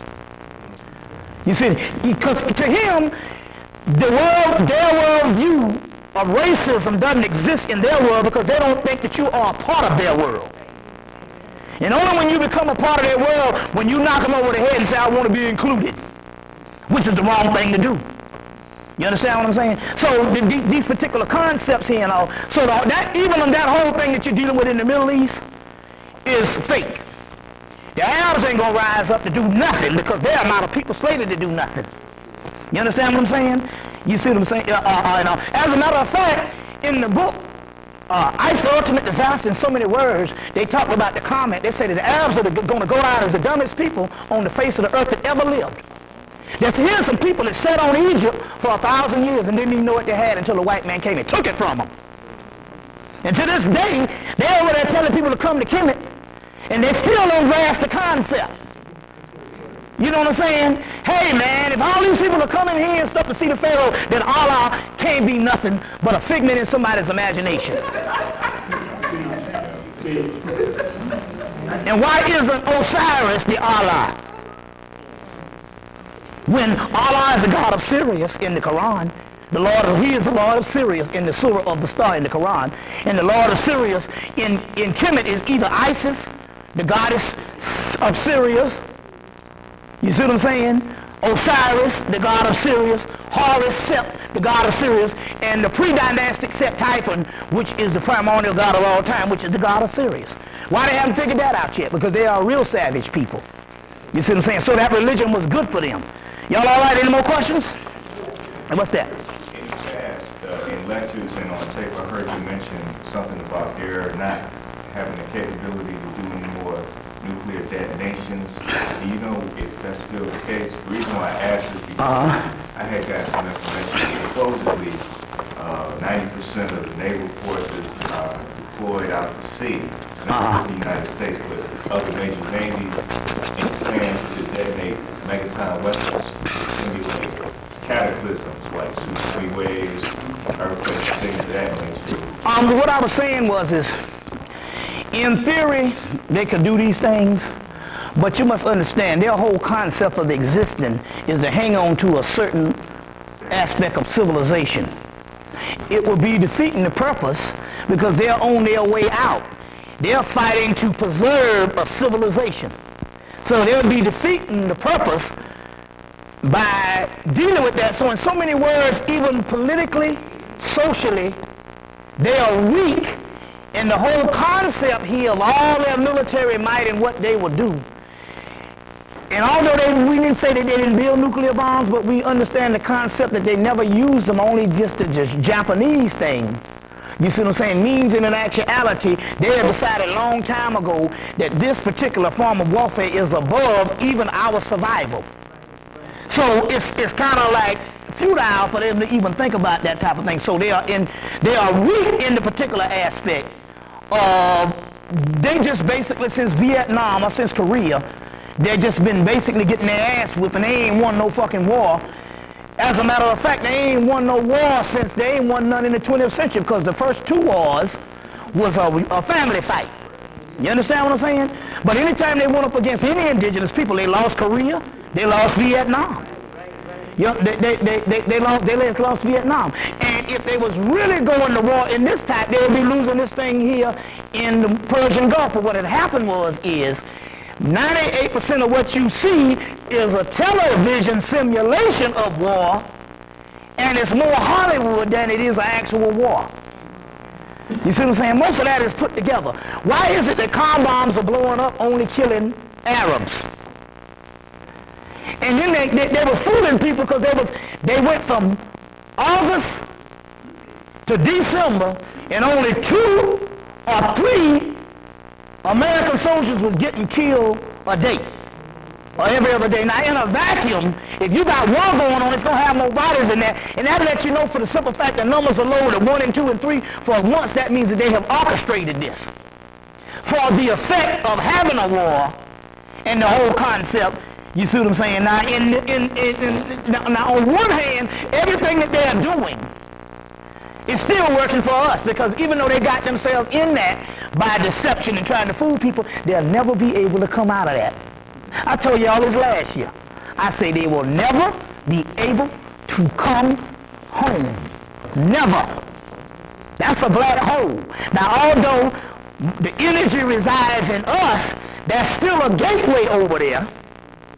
You understand what I'm saying? Of ancient science and ancient spiritual terrain.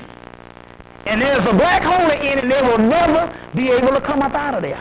Never. You might want to write them off. You understand what I'm saying? They'll never be able to come out of it. The best you can do is take some of the idiots in your family and convince them not to go to war. The English is cutting the United States loose. All of that. People are bailing out. That's why the rest of Europe didn't get in it. France knew better. But it's spiritual. They can never come up out of that. Why? Because we are in the realm of the goddess is taken over. So that's what I'm trying to tell you. Any of you brothers is lining up on some old masculine bullshit, you fucked. Because the realm of the goddess is taken over, and it's just like a minute there, mama is in the goddamn house, and it means that when mama comes back, they say when the great goddess comes back and she's pissed, that means that it goes to the heart level, the purest of heart. So America is over there saying, we are over there to spread freedom and democracy. Well, and that means the great mother said, oh, then I got to kill America. Because America was never about freedom and democracy. You see the spirit realm? So they tell the great mother what they want, based on deception. We're over here to ensure freedom. So the great mother said, in that case, I got to kill your motherfucking ass. Because since when were you about freedom? See what I'm saying? The way this Mayatean circle, even in the 10 Commandments, that little thing that they had when he, which is based on Exodus, comes from the Hermetic material. It was a Hermetic story, which is the priesthood of Tahuti, before it became the story of Moses. Because Moses is nothing but Tahuti, historicalized. You see what I'm saying? But that particular story, and he said, the next time you judge me, it will be at your own hand. But it's the same concept. You pick your own poison. Choose your weapon. So whenever they say we're here to spread democracy and freedom, there's never been no democracy and freedom amongst white folks. Remember I said this yesterday, how they got all this stuff about Normandy, Freedom. Freedom. We freed the world. We saved the world. And Britain, at the time that they was hollering about being free, had in slavery half the planet. You understand what I'm saying? And if you take South Africa, it's still in slavery. You see what I'm saying? So there's no such thing as freedom. So in a Maakian year, they cannot come out by suggesting falsehood. You see what I'm saying? And that's why they've had all these shows on C-SPAN and white folks saying, cut your losses, get the fuck out. And the military people say, we can't. We can't. Because number one, if we leave now with what is going on, we will never be seen as the military might. We can't leave Vietnam and then leave Iraq. So we are here to stay. You see what I'm saying? We're here to stay. So we're talking about the beginning of the end. It's beautiful. It's beautiful. The more destruction you got on this shit, the greater it is. You see, what's that, brother? That's a really good point, because in Vietnam, they said, well, we fought but with our hands tied behind our back. Now, they going on out, they still get this butt. Right. And even if they have to deceive you every day, it's still a part, you see what I'm saying, of them being destroyed. You see, of them being destroyed. Mm-hmm. Birthday next month. Uh-huh. He's in the 12th house. Uh-huh. The 12th house is completion. Mm-hmm. It can mean death or major transitions. Uh-huh. Now, he's the man. He's responsible for what's going down in Iraq. No, he's not the man. He's the figure piece. I figure, right. He's the figure piece. He has no decision whatsoever what's going on there. He is the image. But in African law, or in African spirituality, the image is one of the most important figures. That's why the Pharaoh and them took on the image of Osiris and Horus.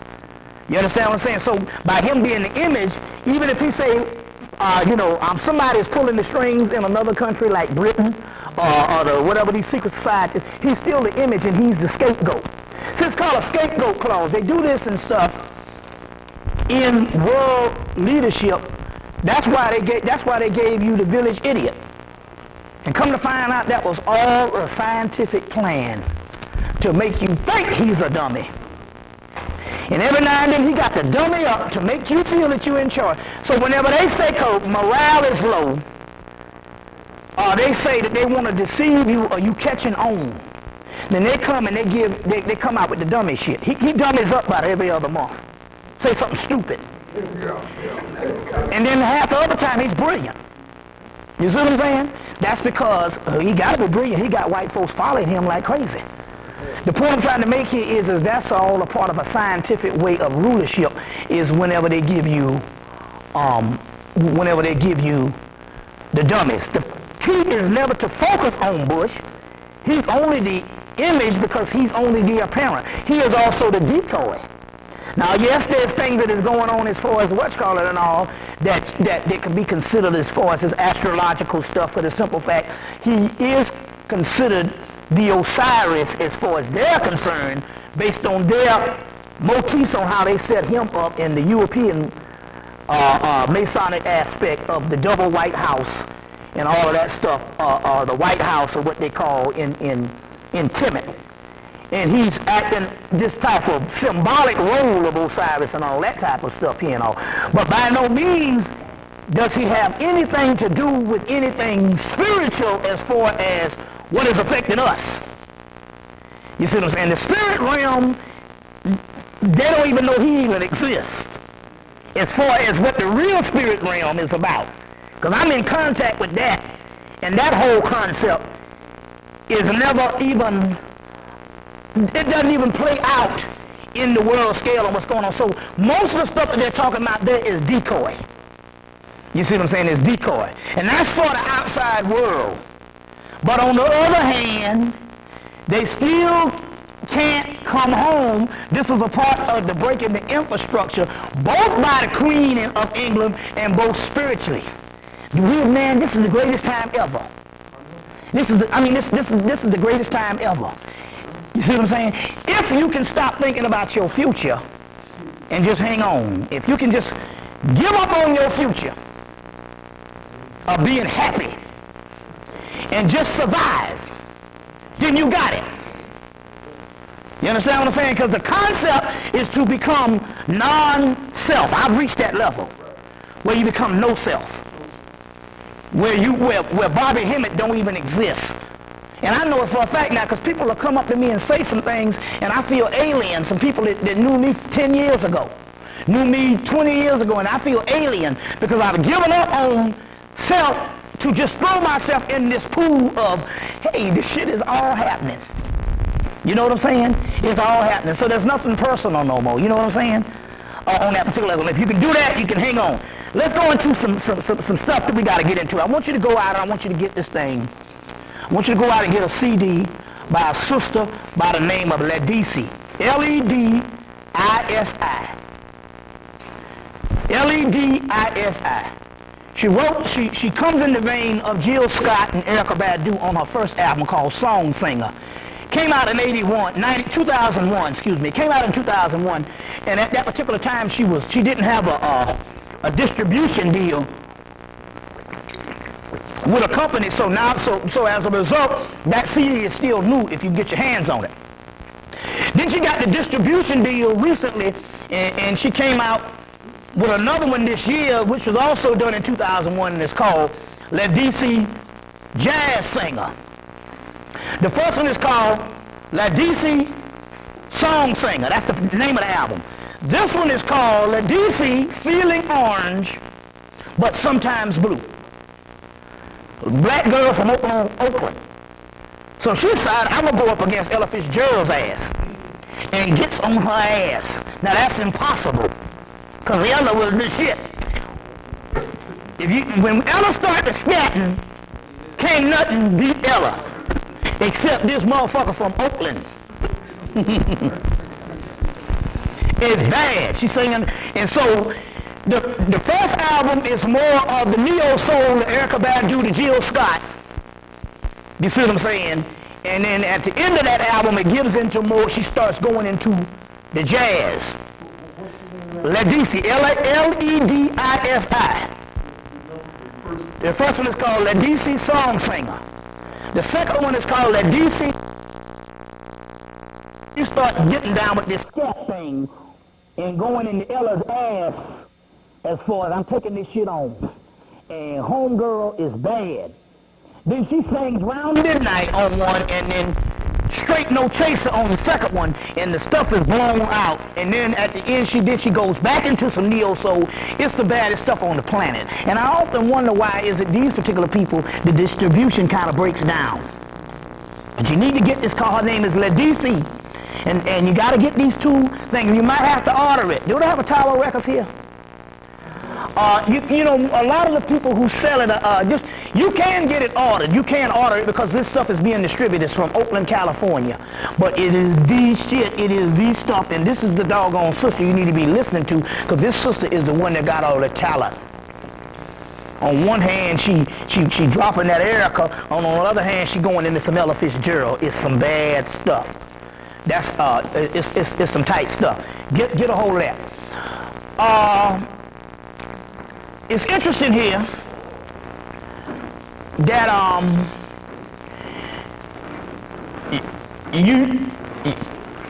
there's spiritual people that you can contact that we have never had a disconnection from the spirit realm, in which you can get in contact with ancestors and talk to ancestors. So I met a sister out in, the sister was 29 out in Oakland, California. And before she just disappeared the first of the year. I ain't been able to see. She was recording an album and she just disappeared off the face of the earth. I ain't been able to get in contact with her. She would tap into a certain amount of realms. And so we was able to have conversations with certain people that passed on. And one of the interesting ones was we had a conversation with Marvin Gaye. And when he first came, when she first pulled him up, the first thing he said was, This was in, when did I have the conversation? This was in November, I think it was November. It's either the 1st of November or the last of October of 2003. And the first thing he said when we called him up was, my father didn't kill me. He said there was somebody else in the room. And I scratched my head. I said, isn't that interesting? Because isn't it funny? Because that's the same thing that Betty Shabazz said before she died, that the grandson didn't do it, it was somebody else up in the room. So here's some textbook stuff on how the Illuminati and them kill people. They'll have the familiar person or the family member in the room, but then they'll have somebody else up in there. And he said, my father didn't kill me, there was somebody else up in the room.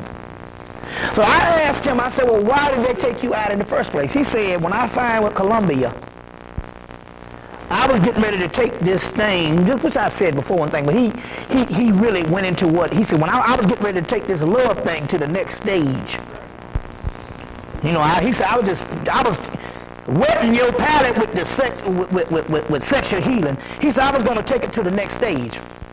And he said, no, you got to go, because we cleaning up this mess. You see what I'm saying? And so, because they knew that Marvin was a certain entity that could take this thing to the next level. You see what I'm saying? So they was like, no, you got to go. He said, and that's primary the reason, which is interesting here, because the last album for Motown was 2000, it was 1982, he did an album called In Our Own Times. Mysterious album cover where if you see it, it's got spaceships on the cover, it's got America blowing up, it's got him as God and the devil playing chess. You know what I'm saying? It was bad enough that he did Him Idea. And on there, he was saying this whole matrimony shit ain't nothing but slavery. You don't think it's slavery? Try to get out of it and see how long it take you to get a divorce if it ain't slavery. You know what I'm saying? It's a congressional act. When you get the divorce back there, I'm like, hell, is it a contract? You might well say Enron is breaking up. So not only did he break on that, but this one, and it's interesting, this is the only one that Motown won't release. It's his last one, where he got them as the spaceships blowing up. It's called In Our Own Times. Okay, but they released His Idea on CD. Now you can get it on LP In Our Own Time, but you can't get it on CD. He did Sexual Healing.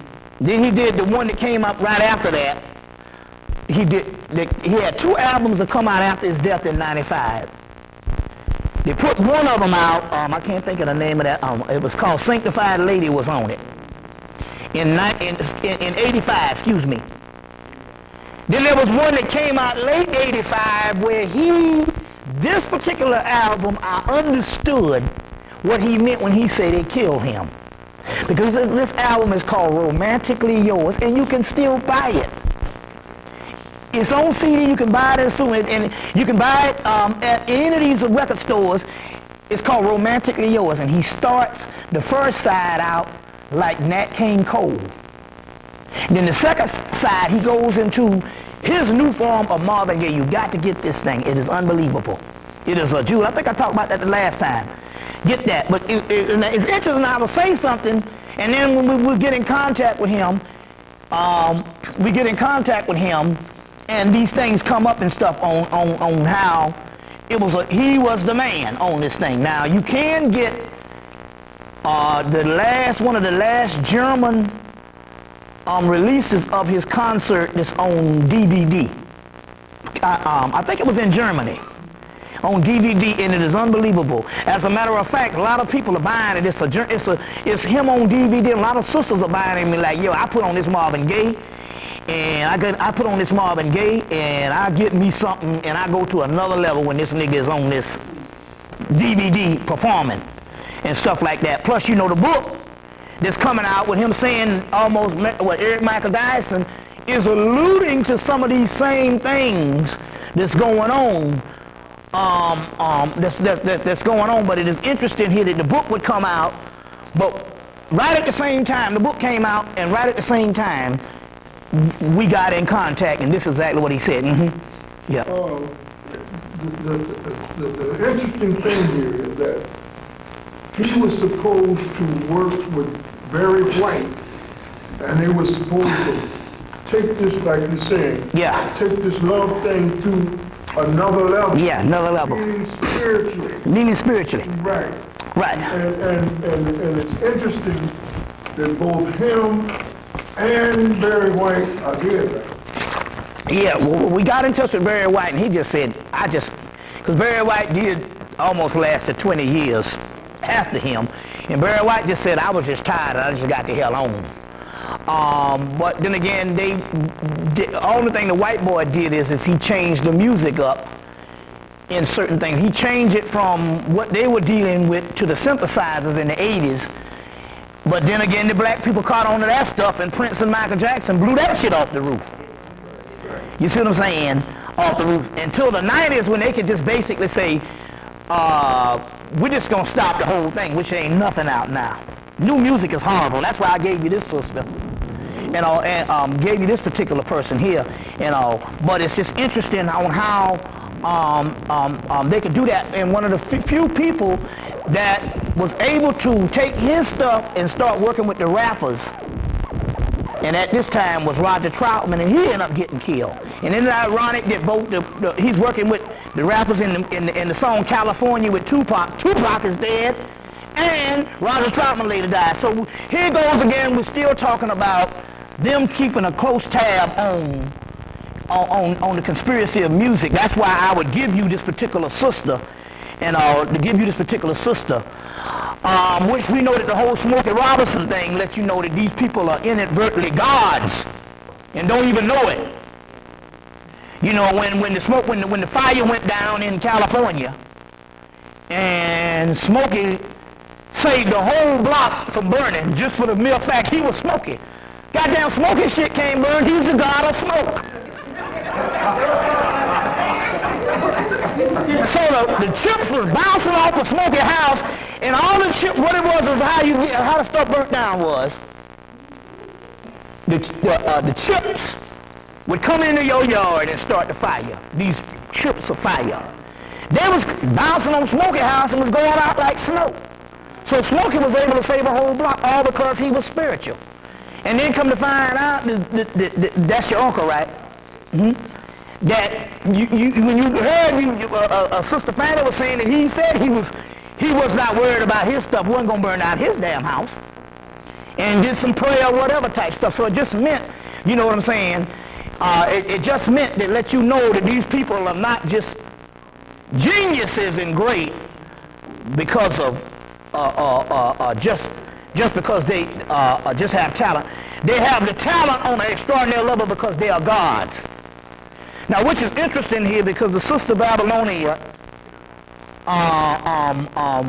Linda, used to go and visit Hindu temples in D.C., and she said that they got pictures of the god Shiva that look just like Michael Jackson. The same body, phenotype, and all. And even though Michael Jackson stripped, and I'm showing you how esoteric stuff is, although he stripped off his melanin. Like I said, I talked shit about Michael Jackson for 10 years until white people started hating him. Then I said, okay then. You my boy now, white as you are. But remember now, Shiva, they have the same body function, and sometimes when you look at pictures of Shiva, you can't tell whether they're male or female. But what does Shiva does? Shiva, like Michael Jackson, what did he do? He stripped himself white. But if you know anything about the Hindu aspect of Shiva, Shiva hangs out into the ash fields or the cremation fields, and he has, and a lot of times he's shown where he puts this ash all over his body and looks like this white, gray image.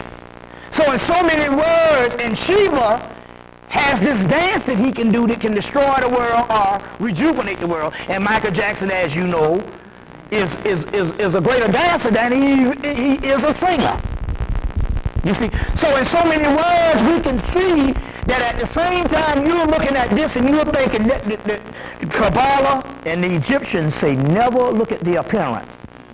So on one hand, you were looking at all this stuff here about the little boys. I say as long as the little white boys, I don't give a damn. You know what I'm saying? Much fucking damn.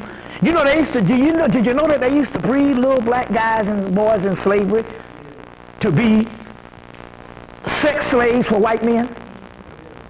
So that's payback. So even if he did, you know what I'm saying? You know, so what? He didn't do it to no little black children. You know what I'm saying? You know?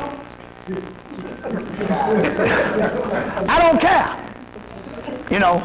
So the point I'm trying to make here is if he screwed little beaver cleave up the ass, I don't give a damn. What's that? Do you think he really is the move to really destroy him? Fool me once, shame on you. Fool me twice, shame on me. Personally, okay, I usually try to take this up with the spirit world, because I try to get behind it. So sometimes when things happen and all, the spirit world say OJ didn't kill him. We know that. That's common sense. Who the hell gonna take a glove? He'd be the dumbest man in the world to take a glove from the crime scene and put it behind his damn house. You know what I'm saying? I mean, Forrest Gump got better sense than that. The point I'm trying to make here is, when it came to that and all, every time I check the spirit realm, they say Michael Jackson was screwing them little boys with that Jesus juice.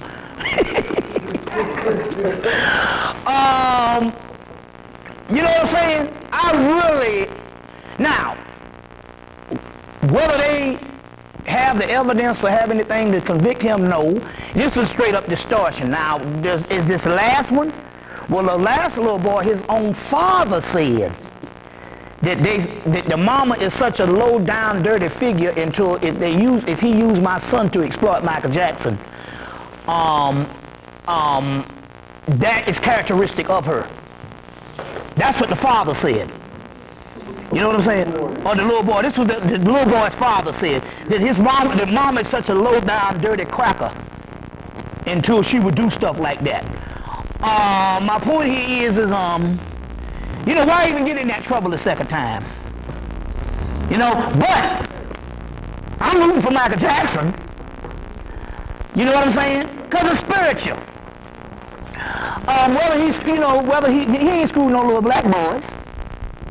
You know what I'm saying? You know, I'm saying, you know, and I know y'all all moralistic. Moralism ain't got you nowhere. As a matter of fact, that most of the gods you worship don't even like you. We'll get into that conversation too. Especially the one called God. He hates your guts.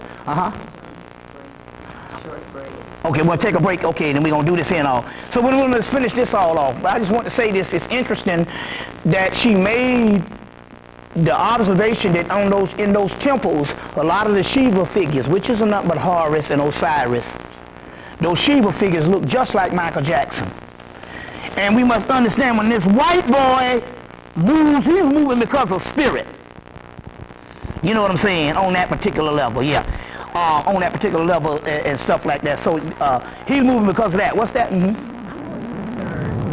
that the boy had made a wish. This was someone who was brought to Michael. Exactly. I'm thinking maybe they were set up. Oh, this one now, it's a setup now. Now, as far as this little boy is concerned, Michael Jackson didn't touch this boy. This boy was a cancer patient. He'd have to be very low down, even on his aspect of things, to do that. He was a cancer patient. And you know, so that's just straight up, just like Kobe Bryant and all that, that's the setup. You know what I'm saying? You know, huh?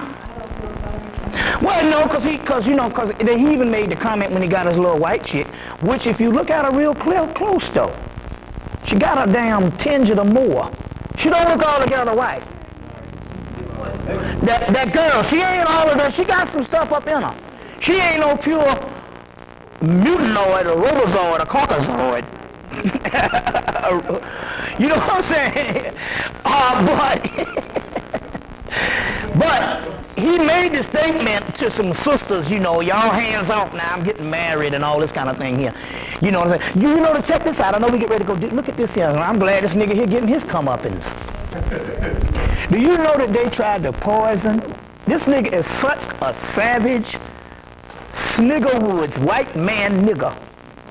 Until you know 2 years in a row, he went down to Augusta, Georgia, which is the Masters, and they poisoned him 2 years in a row, and this idiot ain't figured it out yet. You talking about Tiger Woods went to Augusta this year. Before tea-off time, he was a little hungry and went up in there and got a sandwich from them crackers. And the nigga threw up the whole weekend. Now, usually if it's something that, let's say if it's just some little, I have eaten some shit that wasn't kosher, and your body throws it right out, and that's it. But whenever you throw up the whole week, they food poison him. So they poisoned him, and he threw up the whole week. Guess what? They did it last year. He did the same thing. They poisoning this nigga, but this nigga is such a white man's nigga until this stuff is going unchecked because the whole concept of white people not liking him is inconceivable. Yeah, naturally, but you know, exactly. Exactly. So, but I'm just trying to say on how you can become the white man's nigga and not even have the concept of your enemy. And this nigga got poisoned. They are blatant enough, this cracker is blatant enough to poison this man 2 years in a row. And they did, it's going unchecked because he's the idiot. If you don't even have to have consciousness to, the average black person from Neckbone, Alabama will realize, say, wait, them crackers done did something to me. What about the Williams sisters? Here goes again. You know, because they mess around with them white boys. You know, here comes again that, how the hell are we going to have two of them lose the French Open on the same day? So my point here is I'm just saying watch what's going on. Watch what's going on. You see what I'm saying? Now we're going to take a break. I got the pictures in from the goddess Venus. We got some of these in from the goddess Venus, limited edition, and the goddess Venus and about two of them of the brother from the Sudan, which is very rare for the simple fact this is coming from the museum.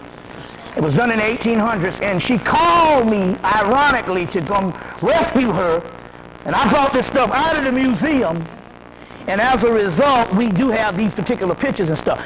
Be sure to know if you are in Atlanta anytime before August, if you miss the Egyptian exhibit of the British Museum in Atlanta, and I think for the next 2 months, they have an exhibit that the largest Egyptian collection in the United States is in Atlanta, called the Eternal Egyptian Exhibit at the High Museum in Atlanta, Georgia. So if you're down that way,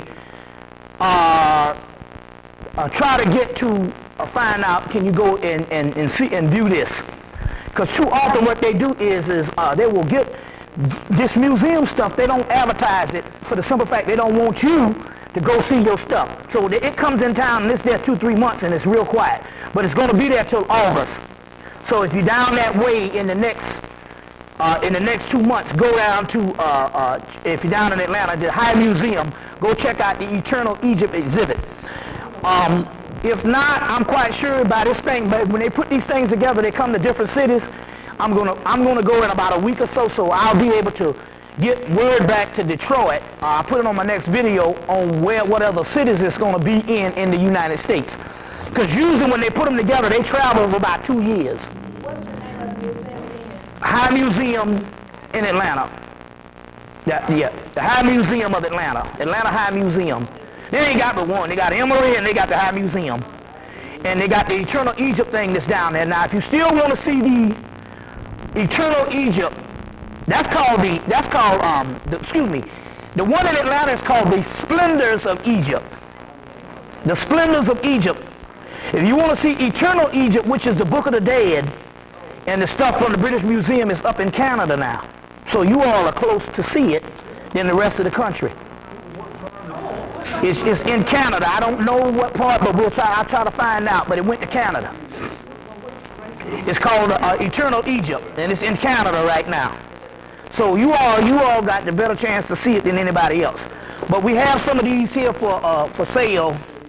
You know, I'll find out in a minute. Where did Fanny go? She left? Oh, man. Yeah, well, okay then. And you can purchase them when we go to the break. Okay, we're gonna take a little small break. I still got a few CDs left and also some DVDs, and then when we come back, we'll finally start the lecture. All right, 10 minutes. Yeah.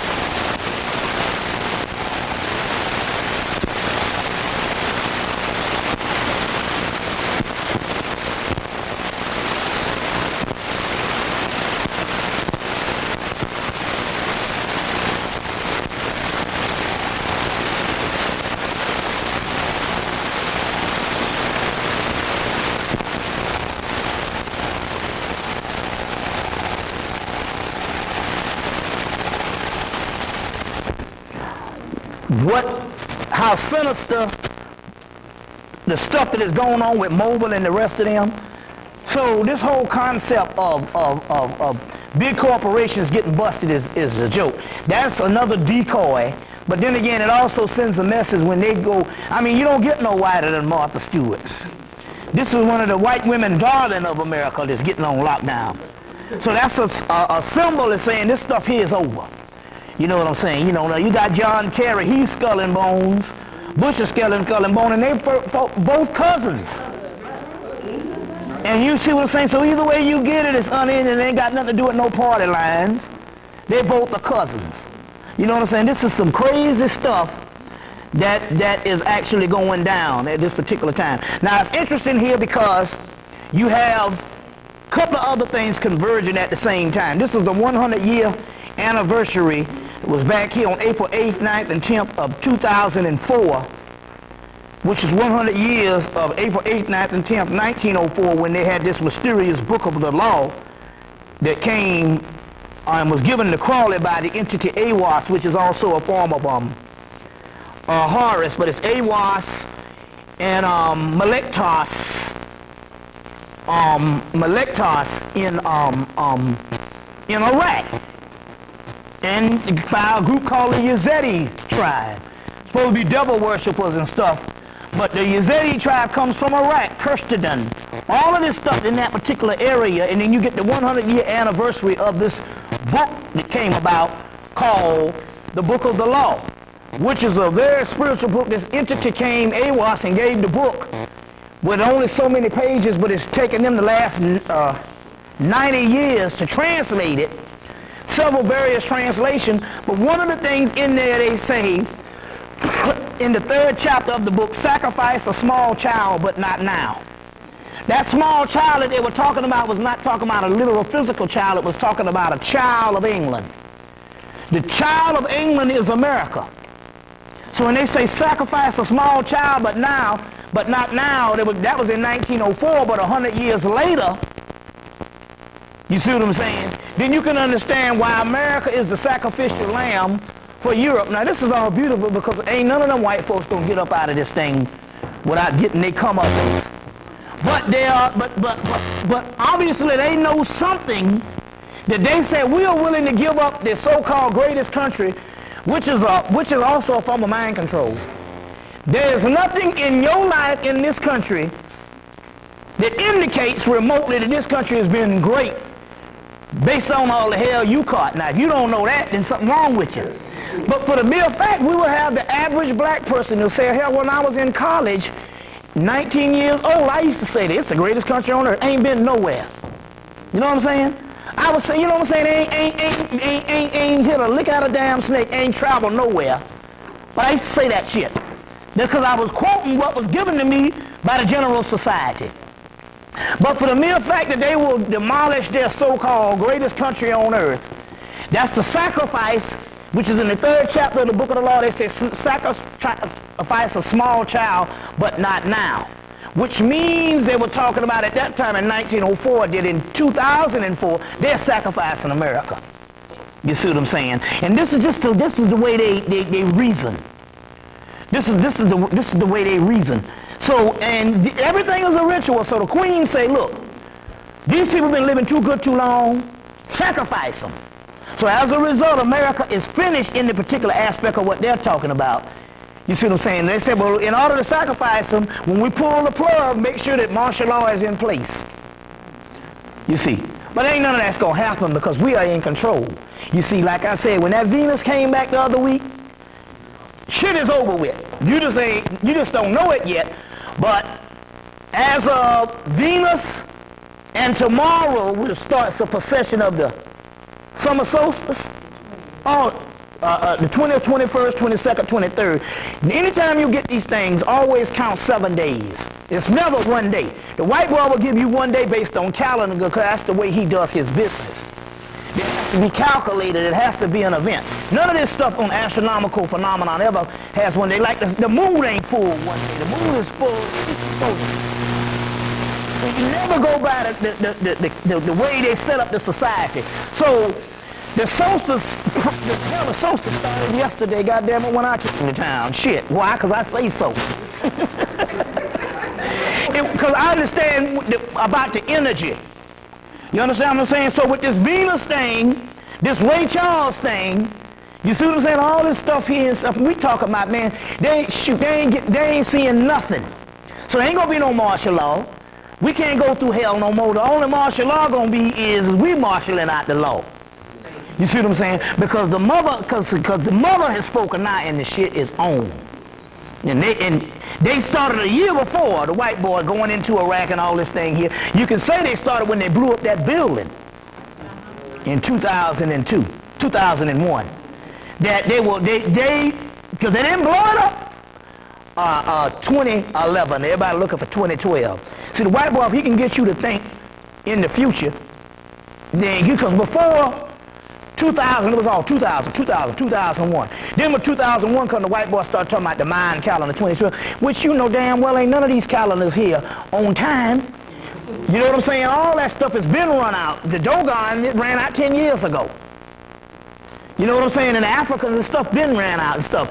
And stuff. So you know that's nothing you can go by. You see, what's that? Mm-hmm. I have a question like this.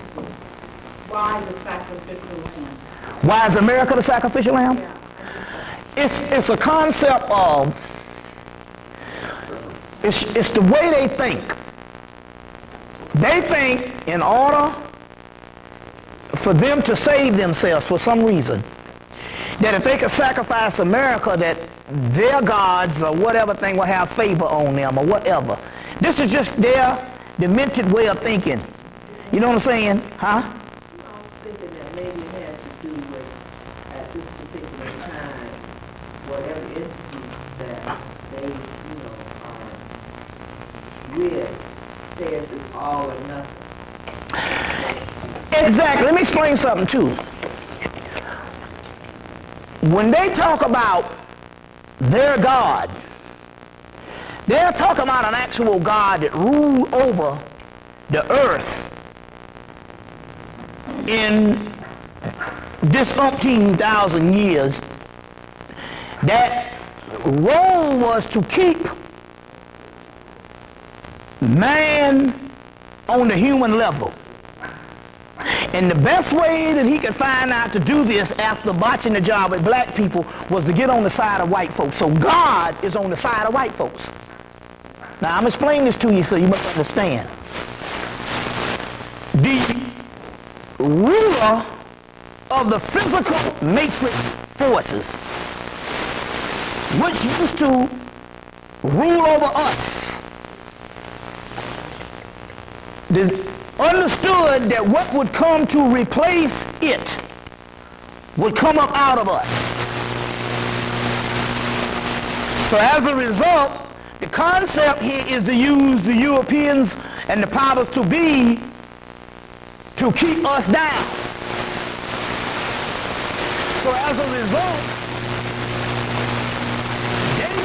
when they actually pray to a God, and it's the same God you pray to, and that God bless them. Know this. There's a God that sets over Christianity. And that God is on the side of white folks. We got proof of that.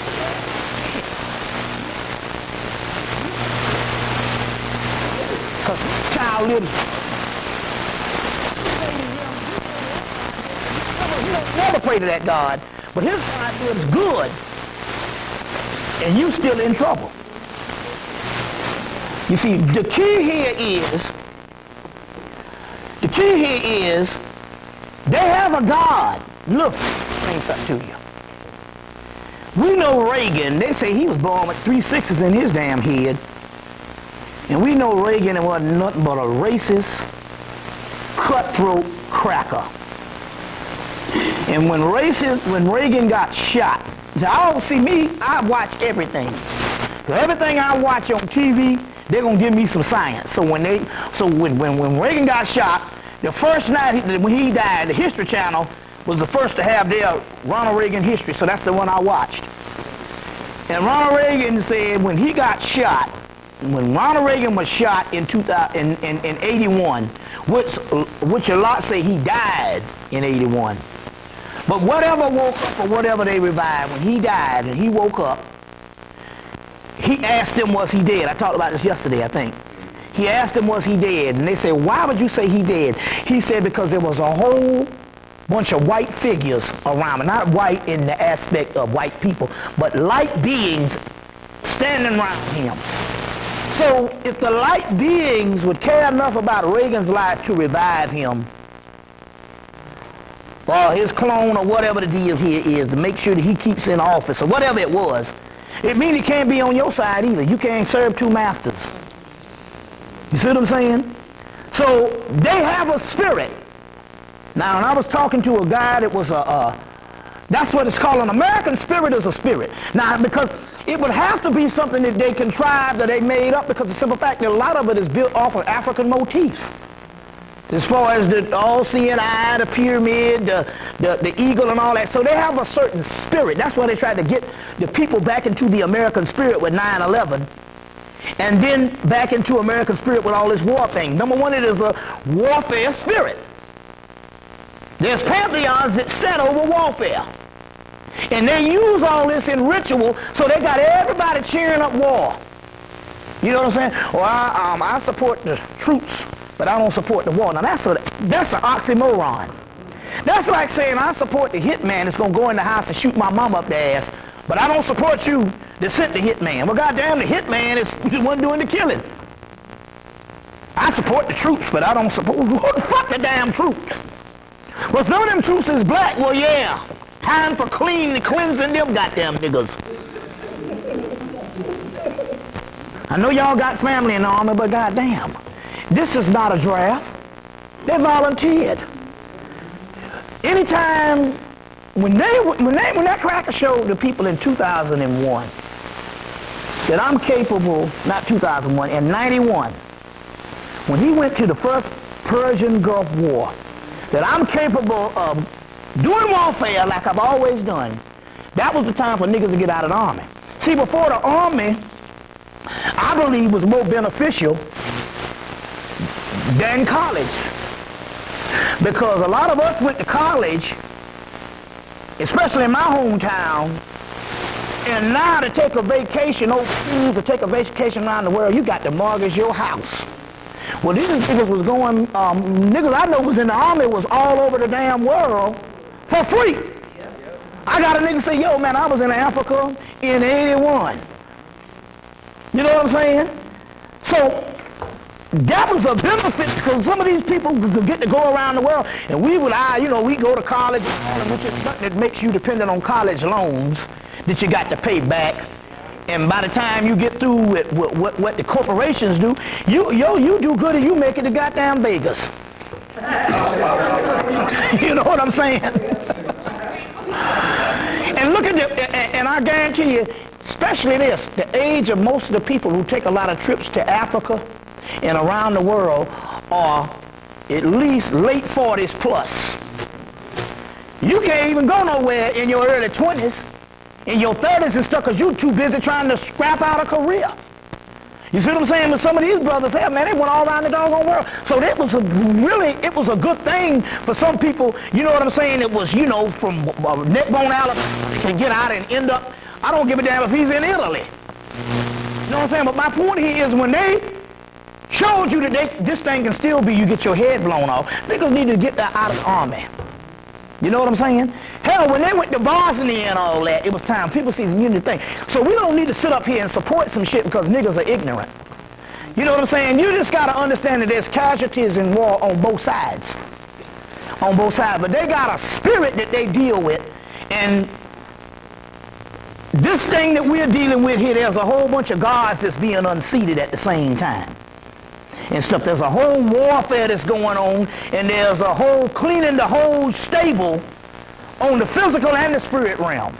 You see what I'm saying? So it is some stuff that's going on that way and all. So you got let's just go with some other stuff. You got Dr. Sabi. Michael Jackson got real sick right before they started accusing him and stuff. He was real sick because he's a real sickly person because he wiped out not only his melanin, they had to do a lot of stuff on the inside of him to keep all that stuff from turning black. You know how it is. Now, any damn fool know that if you strip off your melanocytes, that inner melanin gonna make sure that you're gonna be blacker than what you was before you strip that off. So in order to maintain that stuff, they went in and they did a lot of stuff, a lot of operations on Michael Jackson to block the flow of melanin, you see what I'm saying, from returning. That's this whole thing about this bleaching thing. All it's gonna do is them niggas when they gotta use that bleaching clean forever. Cause what the first thing happen, is when you get off that shit, you turn blacker than what you was. So Michael Jackson, so Jermaine and all of them said, well, you ain't gonna survive this trial being sick like you are. So the only thing they could do was, cause they couldn't reverse that type of stuff. But they said, well, they got Dr. Sabi to come in, paid him $1 million to come in and get his diet right so he at least can produce enough stuff, health on a health level equivalent to the flow of melanin to help him, to nourish him on that particular level and stuff like that. So he's out there working with Michael Jackson now. You see, working with him now on that particular aspect. Going on, there's a real big thing that's going on all over the country And it's not just black people, but it's white people, but I think black people got it real bad, especially the dead people. White people in the country in large races suffering from attention deficit disorder. Can't pay attention. Now anybody know of dead folks? With us it's a form of mind control, because as soon as you start talking something conscious, they shut down. Or you put on a tape now and they look at 4 minutes of it and it's too long and walk out the room. They can't pay attention. You see what I'm saying? They can't pay attention. Attention deficit disorder. In our case, it's a form of mind control, but what they're saying now that all of America is suffering from large forms of attention deficit disorder. Attention deficit disorder is very key. This concept here, it was a black woman, and some of you might know about her. She used to play the trumpet. The only person who could come up against Satchmo on a level of blowing the trumpet was this black woman. I can't think of her name. It was a black woman in the 20s and the 30s. She was a contemporary of your girl that went over to Josephine Baker. And anyway, she couldn't get a lot of a firm foothold on the jazz scene in America because it was basically male dominated. And so she went over to Europe and found success. And she was with Josephine Baker and a lot of them in Paris, and she traveled around Europe, and she was a favorite. As a matter of fact, I think one of the Queen of the Netherlands or anything gave her made her honorary citizen and gave her some type of royal key or some type of lordship or whatever, but she was just that talented. And not only that, they said she could dance, she could sing as equally as she could play the trumpet. But she was one that was a phenomenon like Louis Armstrong. Her story is obscured even in the whole Ken Burns when they did this whole jazz thing back in 2001, which was a good piece. Up until the last show was a debauchery, because they refused to add the modern jazz. And I'm not talking about this smooth jazz, but we talking about jazz of the 70s, the jazz fusion of the 70s, which was the next phase of where this stuff was going. So Bitches Brew did not just represent, they said that was the beginning of the end for jazz. No, it was actually what jazz was supposed to go to the next level, but they refused to do it because it's fundamentally African. And which led to the jazz of the 70s, which Ken Burns and them refused to document. You see what I'm saying? Like Brother Ativa said, because white folks couldn't play it. You know what I'm saying? They couldn't even get a firm foothold into a spiral gyra and all kind of shit like that that come up in the 80s, which is nothing but instrumental R&B or elevator music. And then Kenny G and all of this kind of stuff here. And Boney James and all these fools. Dave Cars, which is basically the smooth jazz that you got now. You know, but the key here is, but it was a good documentary, but even then, they did not document this woman's history for one reason. The story is that she was in Europe and Hitler and when them was about to invade, and Josephine Baker told her and other black people, y'all need to take y'all ass back to America because this shit ain't safe. Now Josephine Baker understood that she had enough fame and clout that they was going to protect their idol of their idol of a European prostitute is basically what it is. She didn't open no doors for black folks. She shook her ass for white people on that continent because most of the people, we didn't know about Josephine Baker. You understand what I'm saying? She was a fetish piece for the white man in that continent. You understand what I'm saying? So they knew that they was save her because a lot of white men jacked off on her. You know what I'm saying? So they owed her something and shit. You know, she was that icon of that savage. They call it the noble savage, or that African thing that everybody was into, but they was into it not for the simple fact of its genius. They was into it for some raw sexual thing and all, and that's where her phenomenon took off. You see what I'm saying? So she had a firm foot set in France. She told the rest of them niggas, y'all need to get the fuck up out of here because Hitler ain't coming and all this type of stuff. So a lot of black people left. Well, this sister, because the other sister, I can't think of her name, because she was very important, because they accepted her more around Europe, she said, no, I'm going to take my chances still performing. So she said that she was going to the Netherlands and all, the Netherlands is, Holland and Amsterdam. She said she was going to Amsterdam and Holland and take her chances there. And ironically, that was the first place, one of the first places that Hitler invaded. So she ends up in a concentration camp. Now you understand why her story is not told. She ends up in a concentration camp for 2 years, and first of all, they can't tell that and stuff because the simple fact wasn't supposed to be nothing in concentration camps but Jews. But we know they had the gypsies, and come to find out, it's probably untold stories that there was probably, how many did the report was in that? That you said, Fanny? In the concentration camp, blacks. And what did she say? Yeah, 600,000. They added an extra. No, I know about that as far as the Jews. That's fake about the 600,000, 6 million. I found any documentation saying that these white Jews were ever in any concentration camp. What she found was that they were black and then they were like mixed black. Yeah, they had a lot of black people in concentration. We know they had the whole gypsy population damn near. And they even showed, in telling this woman's story, pictures of blacks that was in the concentration camp. But because this woman is famous, and it's usually always the famous one that gets told certain things. Like take for instance in the 1950s, there was a lot of people, the MIB, men in black, that researched paranormal information, was visiting members of the Nation of Islam because of this mothership thing they was talking about. But we understand, we get the documented visit of Malcolm X because he was famous. Well, this particular woman becomes obscure for the simple fact is they can't document her in history, and we don't document our history.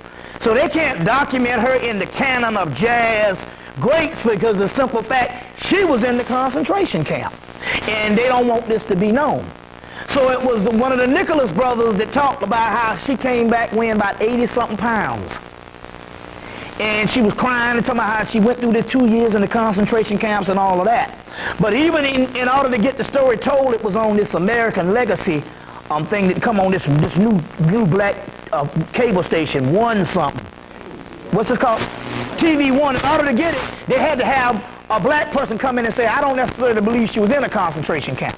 See, that is the Jews camp of the people to say, okay, announce that she was in one, but we also deny it. So they'll get a nigger to come on in order to get the piece done. You got to understand politics. If you're going to say she's in a concentration camp, the Jews going to say, no, that can't happen. So in order to get the piece aired on this new one stuff, it's all right on. They got to have the person to say, no, I don't believe she was in one, but in so many words she was. But this was a younger woman that's saying this, but the Nicholas brothers, who was back there with her, and her contemporaries say, yes, she was. So anyway, she came back, she performed later on in LA and different things, and she died in 1956 in obscurity, all because she had the misfortune of being in a concentration camp, and they couldn't let her story get out as this great jazz genius because they would have to also have the remarkable story of this woman ending up in a concentration camp, which is a story that hell Spike Lee and them can do. That's another one. So is Choice movies. She's a great jazz musician, goes with Josephine Baker in Paris and ends up in a concentration camp and all this, man, that's greater than any of these stories. You see what I'm saying? But here goes again based on the way the Jews do stuff as far as they have to corner the market on suffering. You see what I'm saying? Have to corner the market on suffering and nobody else can. You see what I'm saying? Their stories can't be told and all because they have cornered the market on suffering trying to be us, and they know we the people that suffer. You see what I'm saying? We the people that suffer. So this is just an interesting on how these things go this way and all to tell this particular story. There's going to be a new Exorcist coming out because this is the 30-year anniversary, 1974, 2004 of The Exorcist. The real mystery behind The Exorcist is you got the god Pazuzu, which is nothing but another form of Osiris, another form of Set Typhon, another form of an African deity that is supposed to be the person that the exorcist is supposed to be, this entity. And so now they got this new Pazuzu story going on, and they dipping in fire because this is a real powerful entity. But then again, on the other hand, what inspires them to do these movies anyway but sometime our side? So they're going to revisit that. Now remember I was telling you about the story that was in the Ghanaian newspaper about the prostitute that got shitted out of her money, and the guy got home and didn't have no penis. I didn't have no penis. And I talked about this, but in actuality, it wasn't just a hearsay. The brother that lives in Charlotte, the brother Darryl Rice, that's the brother that's responsible for putting the DVDs and the cassettes together, actually had the actual Ghanaian newspaper and where we got the stuff from, of that article of the person not having a penis. He ran outside and the police got him, and he said that he don't have no penis, and as a result, they made him go back to the prostitute and made the prostitute, he had to pay the prostitute her $7. I'm like, well, shit, you know, she need to take a couple of damn hints from some sisters over here in America. You know what I'm saying? But I guess that's Ghanaian prices and shit, you know what I'm saying, you know. So anyway, they did the whole, so anyway, then whenever he paid the money, the penis reappeared and all this kind of thing here. Well, it's interesting here because whenever we say these things, and I'm saying some sisters are scorned, sisters say, I would love to have that ritual and stuff like that, no, you know. And I like to have it too. Every police officer write me a ticket or get on my thing, I'll be like, yo, man, check Phil down there. You gonna let me go or what? And by the way, give me what's in your goddamn wallet. You know, no, as a matter of fact, you better need to go to the bank to get this dick back. You know what I'm saying? And pull out some hard cash. Then I want you to retire. You know what I'm saying? You know what I'm saying? But anyway, I told that story, but Loma, and I'll tell some stories of some stuff, and then I find documentation to support that. Now here's a new book. This is a book coming out of England that you can get because one of my brothers ordered it, one of these brothers. This came out in 1999. This book is called Sex and the Paranormal, by Dr. Paul Chambers. Chambers.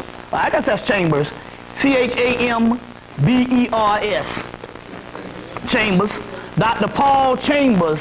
This book is called Sex and the Paranormal, and it's interesting in here because there's a chapter called, I want to get this chapter. There's a chapter called, I want to, let's see here, honor to God, worshiping the fact. It's all types of stuff. Let's see here, the invasion of the penis snatchers, and it talks about penis snatching all in Kenya, and all over Africa. You know what I'm saying? And all over Africa, how they snatch penises and stuff like that. And here's a whole book on this thing, a whole chapter devoted to invasion of the penis snatchers. You know what I'm saying? Which is just entering in the evidence, you know what I'm saying? All this type of stuff. And this is coming from England, but I think you can get it. My man ordered it at Borders and was able to get it, I think, in about a week or so. The Paranormal by Dr. Paul Chambers.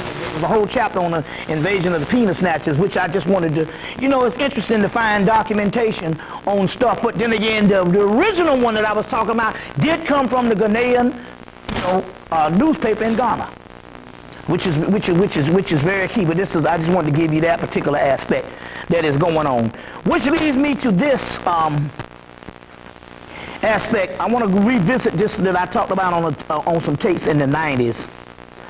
The movie Ravenous that came out back in I think 98 or 90, I think it's 1998 or 99, which is all about how you can eat a person, and when you eat a person, you take on their energy, which is the real vampirism that the Native Americans talk about. They even got a name for it called Pesquati, in which way you eat this person and you take on their memory, their spirit, and you become strong with this. And it's basically the whole vampire premise of the neck bite thing, but this is the real version of this, which there was books all the way back into I got one as early as the 1930s, and I had suggested that in actuality, in ways some of these white people was able to enrich themselves in conquest over the Africans and over black people as they used to eat them, which also bears witness to the whole lynching parties of the 1930s, 40s, 50s, and 60s. You see what I'm saying? Of the Ku Klux Klan and the whole Southern way of life is they had barbecue grills, which we know there was barbecues and they used to eat them. And this is this whole thing again about Pesquati. And so that movie Ravenous, I just wanted to put that back, reintroduce that into the lectures. Really introduce that into the lectures now. If you really want to know, remember, and I had something. I had a book out called How to Eat the African, How to Eat Melanin People, given to me on some articles by some white supremacists, or so they weren't like white supremacists, they was like vampire white people. Well, it's all the same shit. Upstate New York. And the article later on was turned into a very large book. I don't know if the book is still in print. How to Eat Melanated People was the book that I produced based on the information coming to me. You see what I'm saying? But to know what you up against, you gotta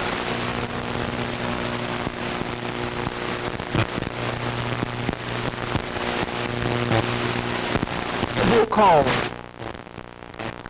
I don't know the name of the author, but it's called An Age for Lucifer. And in that bigger book, they talk about not only eating people, but they talk about how they can go into a church. They said everyone has a heart center, and they can go in and they can get your core center. When they get your center, but there's a certain energy you got, and when they take that over, they possess how people can go into cult societies and end up doing the most crazy things, and even after you get them out of that, you can't break that programming, is because they got their core center, and they talk about how they do this thing. So in so many words, this is what happened to America. They have to believe in Bush. We have to believe in a better day. We have to believe that everything gonna be and things get worse, and we until you in the street and blood is running up your neck and you carted off to slaughter.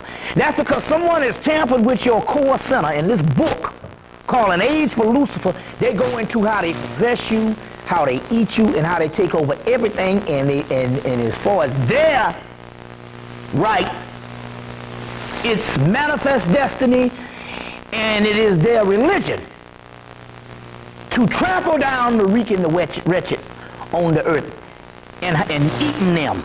So that's why I had to reintroduce that, but the name of the book is called An Age for Lucifer.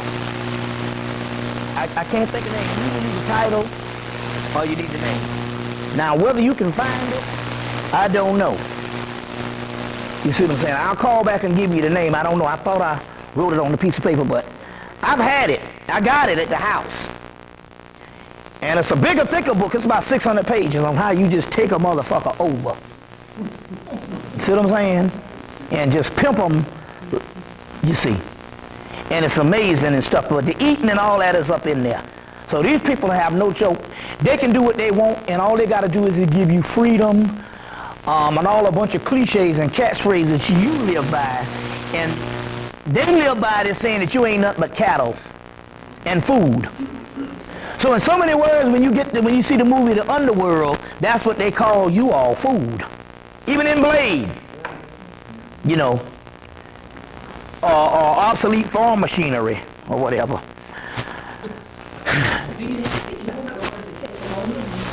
Well, there's no, you don't have to eat them to take them over as far as possessing them. There's a chapter on possession, but there's a chapter on how you gain energy by eating a person.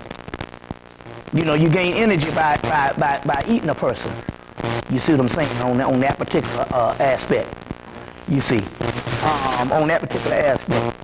And so it's just interesting that whole vampire thing, this is the real version of how that works. And they give you the poetic version, but there's a real version on how that particular aspect works. Yesterday I mentioned that when the sister found out that they had found the antidote to sickle cell, and that the Africans who come over they get sickle cell only when their diet changed over after so many years or so many months or whatever. But they found that they could reverse it just by getting them certain nutrients from the continent, and especially in the fruit area, in the areas of fruit. You see what I'm saying? And certain vegetables. And so they could do this just by changing the diet, but they made a vaccine or a serum that encapsulates all these particular aspects, and they gave it to the hospital, and the hospitals stopped it at the door. And the Sickle Cell Society is denied it also. But in understanding this and getting on the case, the sister who was telling me about this stuff, the sister named Jendaya, said that she had made contact with sickle cell societies, and there's a sickle cell society in every single city. Sickle cell research institute in every single city. And in so many words, when she was telling me and stuff, I'm saying, oh, I get it. They're tracking the sickle cell aspect, and it's not these societies or government research cells that are not there to cure sickle cell, for the simple fact, when they got the cure, they denied it. And in so many words, they don't want to deny it. In so many words, they want to keep it not in the dormant stage, but in the active stage for one reason, and this is the real reason. Is because they know that in so many words, this sickle cell is in fact the precursor or the very first stage of the inception of a greater form of warfare against them. Now let me explain what this is talking about. This particular cell only becomes active whenever there's some type of disharmony based on diet, based on climate, hostile climate change or whatever, when that body is not in its right state. In so many words, they say that the actual cells become sickled as an attack force for the impurity or the abnormal state of what the body has gone into. Ain't that some shit? So in so many words, they were saying that what they were tracking as far as defense, on the physical, on what white man talks about defense. You see what I'm saying? You know, through offense. That in the blood system of black folks is this cell that is activated in some black people, but has a greater potential in other people, that it becomes an attack force and is actually fighting against cells, you understand what I'm saying, that have gone renegade or gone off course. Get this shit? So in so many words, they have to track the sickle cell to try to find out that in so many words, this is nothing but a remnant of something on a greater magnitude that's going to turn into some type of shit, a fighting force, and a part of our power. You get where I'm coming from? That's why Crowley gives the tarot card of a skeleton with a black crown of Osiris and a sickle in his hand. Now the sickle is also Father Time. You see what I'm saying? When you get the Grim Reaper, is just another version of Father Time, which is also governed by the planet Saturn, and Saturn is also called the Black Planet. You see what I'm saying? Whole astrology book, The New Look at the Old Saturn, The New Look at the Old Devil used to be. I think they still publish it. So in so many words, this particular sickle or this particular is representative as some type of form of retribution or reaper. When you reap what you sow. You see what I'm saying? It's all tied in. So, in so many words, the reason why it was a black sickle and all this is because the sickle cell is nothing but another form of a melanin attack force in the blood system. You see what I'm saying? In the blood system, that they can see a form of the dark armies rising up, but not like you think. In the physical, it's inside of the blood system, and it's Satan's armies. See what I'm saying? So Yeah. Is this all tied in with Saturn is in Cancer? The United States is supposed to be under the sign of Cancer? There are astronomical aspects about it. A lot of the astronomical aspects about it is a lesser degree. The greater degree is what's going on the inside of the body. You see, if you look at the circumference of a circle, and you see the different houses inside of the circle, the 12 houses that's supposed to be ruled, each person is supposed to be ruled by a major planet of the 12 houses. So I'm Sagittarius and I'm supposed to be ruled by Jupiter.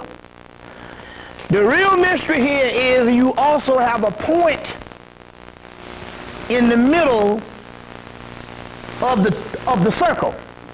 And the 12 houses go into one point. And as you rise spiritually, more and more you're not necessarily ruled by those particular houses. A lot of times there's stuff about, well, you Sag, or you this and you that, and it is not even indicative of who you are anymore.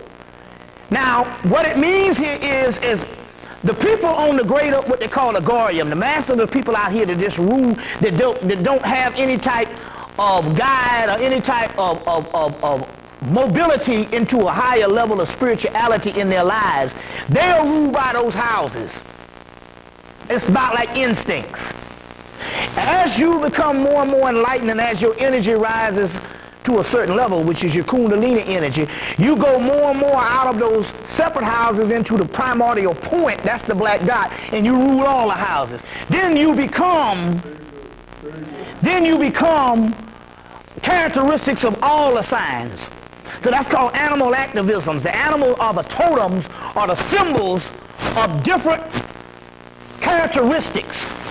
That's like the 13 pieces of those signs. As the pieces are put back together, you see what I'm saying? And he becomes governed by a primordial point, that's the black dot energy. Then you radiate all of the signs. And that's what's happening right now.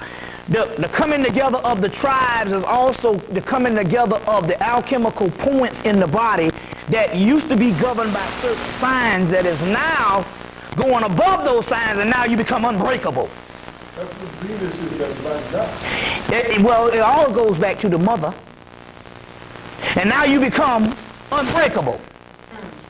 So they're looking at this substance, this black substance of this sickle cell, which is a form of melanin. That's why sickle cell used to, when they did have AIDS out here, Because there's no such thing as AIDS now. They took it, well, I'll see how that go in a few minutes. But they did have AIDS, the cell was killing the AIDS. You understand what I'm saying?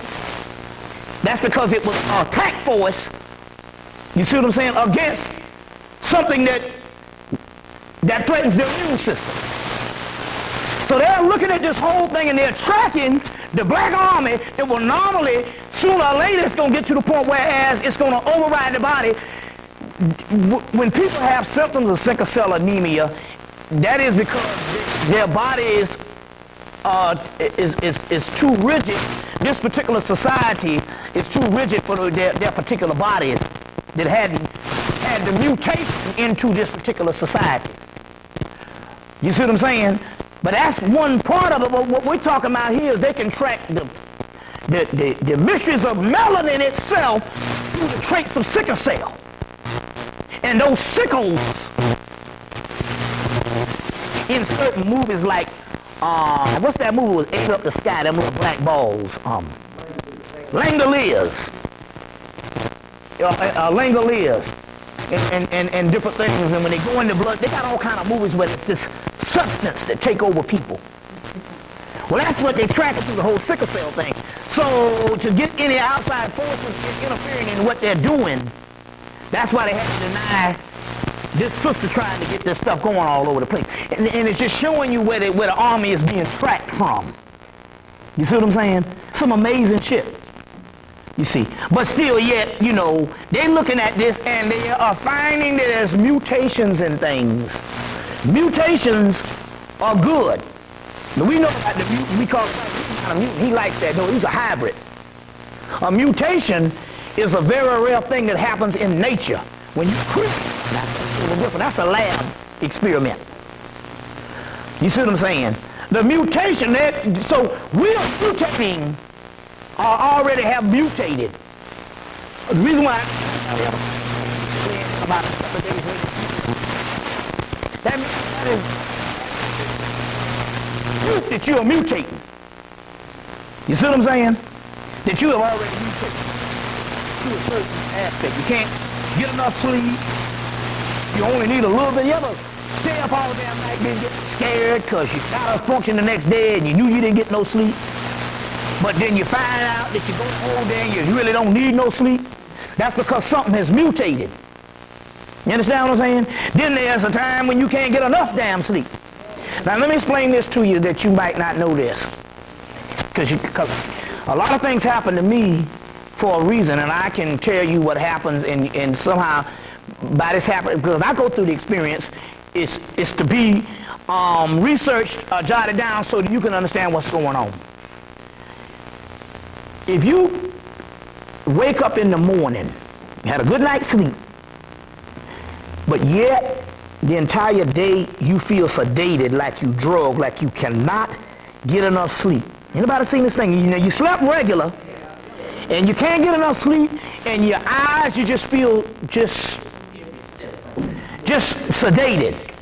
What you don't understand at that particular time, what you don't understand at this particular time, whenever you have that experience, that is some form of your entity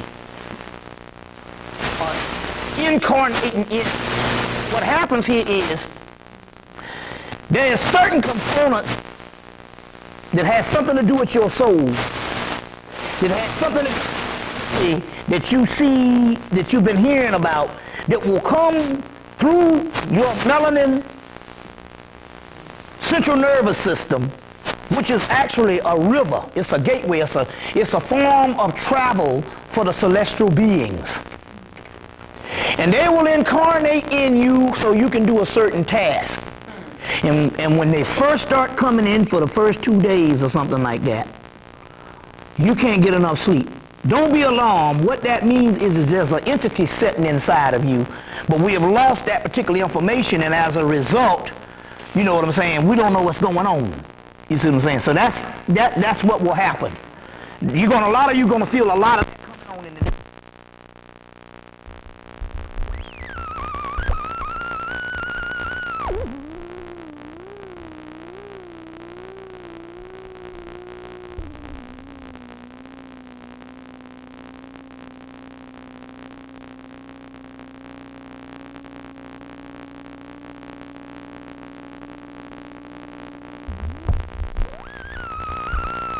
Those particular things on a whole lot of night sweats. You ever wake up and the goddamn pillow and the sheets and everything is wet? That's because the entity comes in and the body has to give off a lot of energy to accommodate that particular entity that's coming through. And in so many words, that's a form of you coming back, the return of the great old ones. You see what I'm saying? And you busy running to the doctors trying to find out what's wrong with you, and they're going, we got one. You see what I'm saying? And the next thing you know, you want all these damn pills that they tell you on the TV set that's got 400 side effects. You see this shit on TV every 5 minutes. They're giving you 100 side effects per one pill. You know what I'm saying? So this is the kind of stuff that's going on. Remember now, don't be alarmed. You are not as you think you are. You're not as you think you are. You are actually going through a process of illumination and regeneration into that God, this aspect of transmutations, and this is what's going to happen and all. It's very key. We'll go back into that, in a few. But that sickle thing that's going on, this is why they're tracking it and stuff like that, and it has a lot to do with an attack force, which is interesting because the movie, Sister Al-Marie was talking about this today, that about the movie Firestarter when Drew Barrymore was young. And they're saying that they call her a god. They said that she had the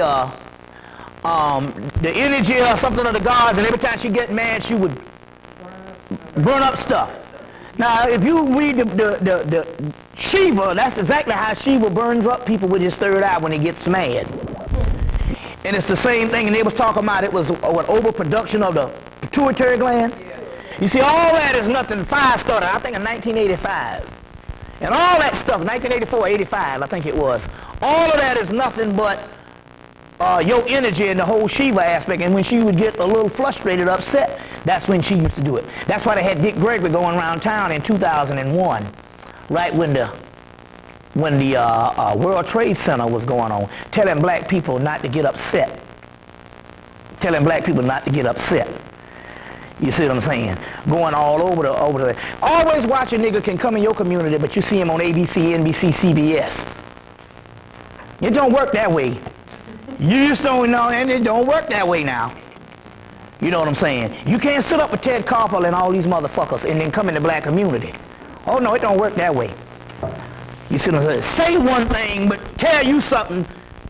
Don't get upset. That means that somebody done say, look, you don't let them niggas get upset, because they know, based on the Shiva energy, you get upset, shit start fucking up. You know what I'm saying? But they also said that force that she was using was the force of the gods, that if it was dormant, and if the pituitary gland came online, that she could just destroy a whole world. There you go. And that is exactly what they talk about, the text of Shiva. You know what I'm saying? The text of Shiva. And I know that for a doggone fact. I mean, the other week I was like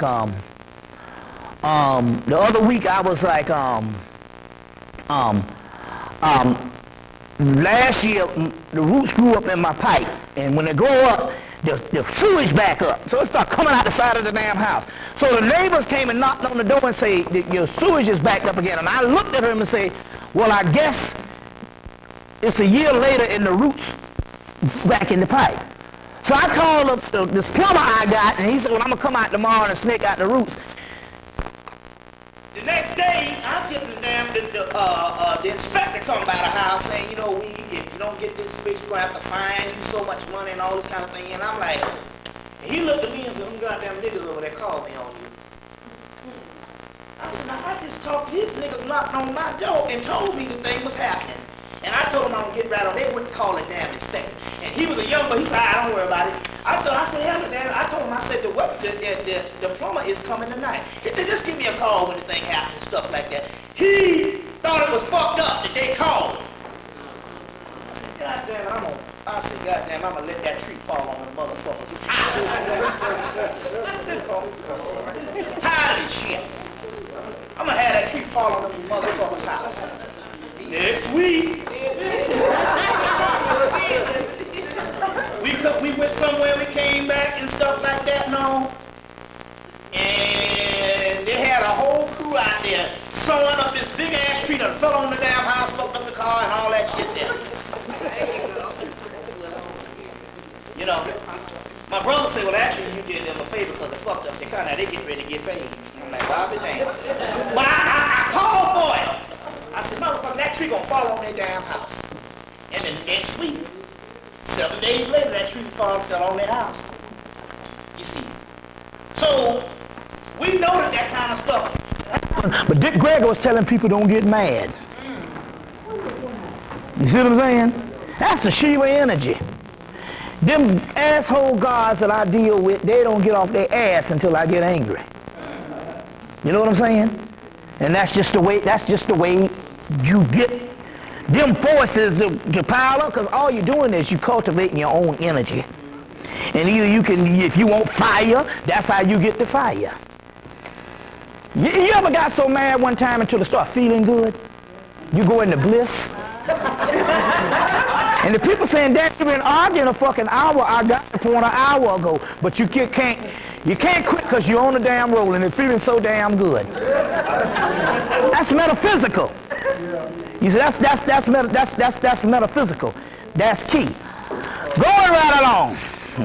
One of the most important things about sickle cell, in terms of it being an intact sickle, is that in Africa, when white people were dying of yellow fever, the sickle cell mutated Africans to fight the germ or the virus that caused. Well, it was interesting that Dr. Jack Felder, who wrote the book on the whole AIDS thing. Now, this is because this is interesting, and he talked about how his history, when he just studied the history of colonization in Africa, that they tried to drop every disease you want to name from the late 1800s to on into the 20th century, and it killed off large populations of white folks. As a matter of fact, a lot of your bomb sites that they dropped bombs in the 1950s was near black communities, and the nuclear stuff never fucked with them. Which they showed on Mars Attack when they shot the nuclear thing up there and the Mars took it and sucked it up, was getting high off of it and stuff. Well, it never messed with them. We know this to happen because when you got Ben Armin's Hebrews, that he traveled back to, that's the one that Whitney Houston and them went to. Ben Armin, they got the soul vegetarian restaurants and communities in Chicago, Atlanta, and a couple other DC. And they traveled back to Israel. He's been over there, what, since 72? 71 or 72 or something like that. Well, actually like 69 is when he traveled back. And it was ironic that, well, it was interesting that the land that the Hebrews gave them is called Dimona, which is a place that no Hebrews go. Not they're Hebrews. No Jews go because it's a dump site for toxic waste and nuclear waste. And them niggas been sitting on a dump site for over 30 years, and they motherfuckers' asses is more healthy than half the niggas over here. Just a dancing and a singing and having babies and shit, and got a whole camp and stuff right on the nuclear shit, because it ain't nothing but a damn form of melanin. It ain't nothing but the same Kundalini energy in you, the white boy learned how to split the fucking atom. So them niggas been in a toxic dump site and nuclear waste site over 30 years living on that shit and growing vegetables and shit and victuals and eating that shit, and ain't nothing happening to them. You see what I'm saying? And they got all that over there right now and stuff. And that's what the guy said when they with the Houston thing. They say Dimona, hell, ain't nobody want to get caught dead in Dimona. All the shit they do, and them niggas over there been living on that shit for 30 years, and they say they rarely have funerals in the little camp. You know what I'm saying? What about all the babies that are being born with parents that are HIV and AIDS positive, and these children don't even have any signs? Man, let me tell you another thing too. Excuse me for calling you a man, but this is interesting. They did have AIDS in the early 80s. They introduced this into the gay population, germ warfare, and in Haiti. Now, anybody know you can't put sexual disease in a society that's sexually oriented by the media, by pornography, and all this stuff. People are not going to stop fucking. Hell, that don't stop the church. It don't stop the nuns. They got a picture here, and I started laughing. They got a picture in this book here of a nun. They got a picture in this book. I laugh. I say, this is so true. You know, just the level of masturbation go up. But they got a picture of a nun with a dildo sitting down there about the, you know, I'll find it later. But my point here is, you can't stop sex. So there's no way you can have a society like America that everything is based on sex. And you're going to wipe out everybody by putting a sexual disease. So by the early 90s, they cut that shit out. You understand what I'm saying? Now, listen to this. They did a special on PBS about statistics and polling. It was not on TBS, it was on PBS. I might have said that at first. PBS, Public Broadcast, Educational TV. You know, they got the History Channel and all that. I call PBS, and the History Channel must be the World War II channel. Goddamn. Or the White History Channel. But I mean, it's like warfare, that's their history, warfare. They had a thing on PBS about polling. And there's so many words, everything that the black community or different groups go through is basically the government takes this poll or they create a poll. You see what I'm saying? So the black man didn't become absent from the home until they made this poll in 1965 or 1964 with the Great Society programs when they decided, look, if we're going to get the welfare, the black man can't be in the house. So they make this poll that the black man not being around. You see what I'm saying? You see, it's everything by design. Now I want to know this. They started associating black people, the white supremacist organizations, which is all the government. They call that conservatism now. Started associating black people with AIDS in the 1980s. Saying we don't want no AIDS in our community. In a time when the community was riddled with AIDS in the gay community. You see what I'm saying? That meant that somebody made a poll and say this is going to be the new germ warfare. Or even if we take it out. So you know of AIDS, but they ain't had no AIDS in this country in damn near 10 years. But that means that they can if they can take away the AIDS, you know that because everybody living longer. They can take away AIDS and then they can have this AIDS program, you see what I'm saying, to either kill people with AZT or to put people on expensive drugs who can afford it. So Magic Johnson, although he got all his theaters and all his stuff, his devastation to the black community is his big fat head on all these damn billboards, not for the underclass, but for black people to get on these high drugs so they can make millions. He's not taking it. No, he was a spokesperson. He ain't taking it. Motherfucker ain't never had this shit. That's right. That's right. I don't believe it. So, no, he ain't never had it. It's a hoax. For you to go and take these AIDS drugs that keep you alive, because there is no AIDS, that's why it's keeping you alive, and the ones that die from it is the ones that say, we're going to kill this nigga. So now the black people here is to keep you alive so they can make millions off a particular AIDS thing, and now what they do is this. And so I don't know if I was talking about this the last time I was here, but what's going to happen is this. You're going to get a phone call, because this is what happened to the conscious community. You're going to get a phone call. First of all, it's a scare tactic. They're going to call you up and they're going to say, someone who just came down HIV positive, his name, your name, as being HIV positive. This is what a sister told me what happened to her last summer. Of course, they said we can't make you take the test, but we would suggest you take the test. Now, they already got you scared. You know what I'm saying? They can't and we can't divulge who said it. Well, motherfucker, I want to know. You indicting me, goddammit. I want to know who said the shit. That's the way it's supposed to go in the country now. Or we can't give out the information who said it. Well, why the fuck you calling my damn house for? We can't give out the information who said it's a scare tactic. Now, the mystery here is to scare you up. See, the baby here is this shit right here. Because we some savage people, man, because we don't think for ourselves. Now, when you take that test, by fucking law, you are now a prisoner of the United States government. See, when you take the test, they can't, see, it's all based on the test. They will come and scare you into taking the test. They say that they can't make you take the test. But when you take that test, because there is no AIDS, number one, if you're conscious and if you're black, you're going to come back positive.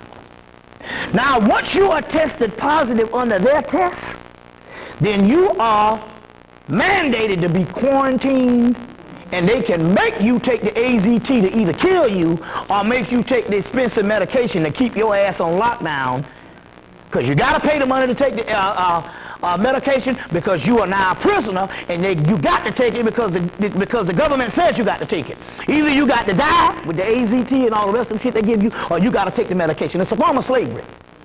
All because you took the goddamn test. Because there is no fucking AIDS. This is a lottery, and it's a draft. And then they track you for the rest of your life, and if you have sex, it is a terrorist act. Now you understand why everybody conscious been telling people it's important and imperative that if you are conscious to have some form of consciousness so that you can fashion your life accordingly. And I've been telling y'all for the last fucking 10 years, stay the fuck out the hospital. You see what I'm saying? They got my mama up in that motherfucker for a routine check and took the shit and put in her ID and shut down her kidneys. She ain't had no business up in there in the first place. Should have went home and drunk up some goddamn ice water and took her ass to bed. So the key here is, once you take the test, they can track you, and you have sex in the continental United States or any place in the country, because they got Interpol now. Track your ass. You are a terrorist. And it's all based on you took a damn test and you let some murderers tell you that you got damn HIV and ain't no fucking AIDS. It's all based on them. It's a beautiful way to kill up a bunch of damn people legally just by giving them the illusion that there's a disease out here. You know damn well as much as niggas fuck if there was some real AIDS, we'd all had a shit. And the black church will be the first to go. The black preacher, every month a black preacher will be dying. You see what I'm saying? So this is all a form of deception, or what the Nation of Islam called tricknology. Just make up a goddamn word, but it's a nice word. Tricknology. What's that, sister? What's going on with the black men with prostate cancer? Okay, the prostate cancer is this. What they don't tell you is this: it is the enlargement of the prostate gland which can be treated. They can shrink that. Which is the enlargement of the prostate gland, which can be treated. But there's policy, so what they will do here is this here. White folks can go in and they'll have an option. If it's too far gone, because enlargement of the prostate gland does not mean prostate cancer. Enlargement of the prostate gland, they shrink white men. And when the ones with cancer, they have to cut them. Now once they cut you, we never work again. It is policy for black men who go in the hospital. If they have enlargement of the prostate gland, they have to get cut, period. For either cancer or whatever, because they got to kill that Osiris dick. And you can shrink all of that. What's that? There's a tea that can be made from the hibiscus plant.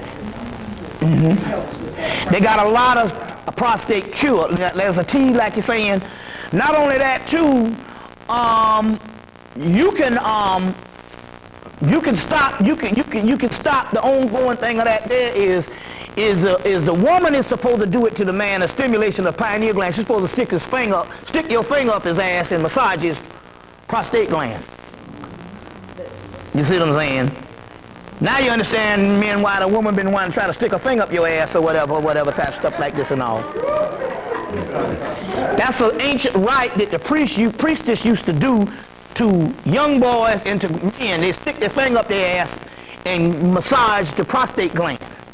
Or either they can know the science of what is called the perineum, which is the little thing up under between the scrotum and the asshole. They massage the perineum and massage the prostate gland. That's also in male sexuality by Montauk. You can either do it 2 ways. I suggest if you're gonna have some poking up your shit, at least you need a damn woman to do that shit. But the other way here is, if you don't want to, is to massage the prostate gland between the scrotum and the asshole. Is a little point, and you can call a perineum, and you can massage the prostate gland, and that stops prostate cancer. You know, they did a special, they did a survey on gay men, and the men who took it up the behind did not come down with prostate cancer, and the ones who didn't did. Because the ones that took up the behind was getting their prostate gland stimulated. Now, I'm not asking you taking it up the ass.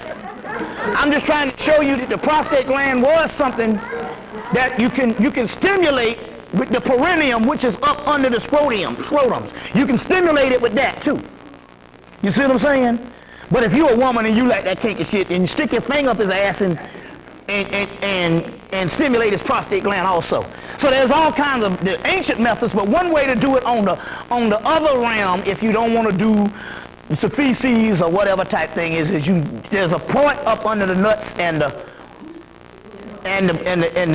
booty hole that you stimulate, called a perineum. It's in all those tantra books, especially Montauk Chia's book, Cultivating Male Sexuality, talks about it and stuff. In the book Sexual Secrets, which is an excellent book, they go into all that stuff and they talk about that type of thing also too. You know what I'm saying? With with me, it's gonna have to be the perineum thing if I get that bad, because I'm gonna tell you, you might well call me a tight ass. Hurt me to fart sometime. You know what I'm saying? And I can't take nothing up that mug or whatever type shit here, not even a straw. So it's gonna have to be the up under the scrotums of the nuts and stuff like that and all. And you know what I'm saying? I got a colonic, and the woman's like, I've got a colonic. The woman said, we're gonna have to go real slow with your shit. You know what I'm saying and all. She said, because your shit is tight as hell. I'm like, well, at least you know I ain't been goddamn no dookie love around here. At least you know that now. But that's the way they used to do it. Now, in the ancient days, the priestess used to stick their finger up the man's ass and massage his prostate gland to keep all that from happening. Or they used the perineum. They used to do it both ways. Doctors examine me. They examine. That's because they do that now. The doctors do that. That was a right of the goddess. The goddess used to do that to teenage boys and to their husbands and stuff like that. That was a part of the science they used to do, you know, because that's the male's G spot. You see, that's the male's G spot and stuff like that. No, but now going back, like I was saying, they got the enlargement of the prostate gland, which they shrink down for white men, and then they only have to cut them with cancer. When the black man comes up in there with the enlargement, they cut you either for the whatever. When you go in there for prostate, they automatically gonna cut you. Huh? They're gonna cut you and stuff, because that's the whole Osirian thing. You see what I'm saying? That's the whole Osirian thing. They're gonna cut you with that type of thing. And also, the point about it is you can't be fucking around with the Nazi doctors. So my point here is that don't take no AIDS test, and that's why they got the churches. They got all these black leaders like all these niggas, Jesse Jackson, all them standing all up to tell people to take this AIDS test thing. You see what I'm saying?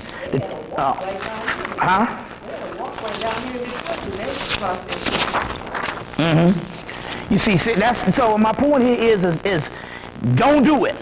So the same thing's happening on the continent. Huh? The same thing's happening on the continent. Oh yeah, well that, you know, that's just all out war. You know, they just basically just killing them up and calling it AIDS. You see what I'm saying? But when you take that test now, you're gonna come back positive. You see what I'm saying? It's a way of genocide by volunteering. You see what I'm saying? By volunteering and stuff like that. They hadn't gotten to the point yet that you have to take the AIDS test automatically. You see what I'm saying? So that's some stuff. Now here's an interesting thing here. This book right here. Oh wait, what you want to do? Go ahead. The smallpox, they have it written up, I guess, in the, the Patriot Bill. If they say, like, this epidemic or breakout, and if you refuse to take this smallpox vaccine, they quarantine you. You don't have a choice. Right. Probably slow down on it because so many nurses refuse to do it on a voluntary basis. Yeah. But if you refuse to do it, though, they quarantine you. That is why at this particular time it's very important that you start using your magic.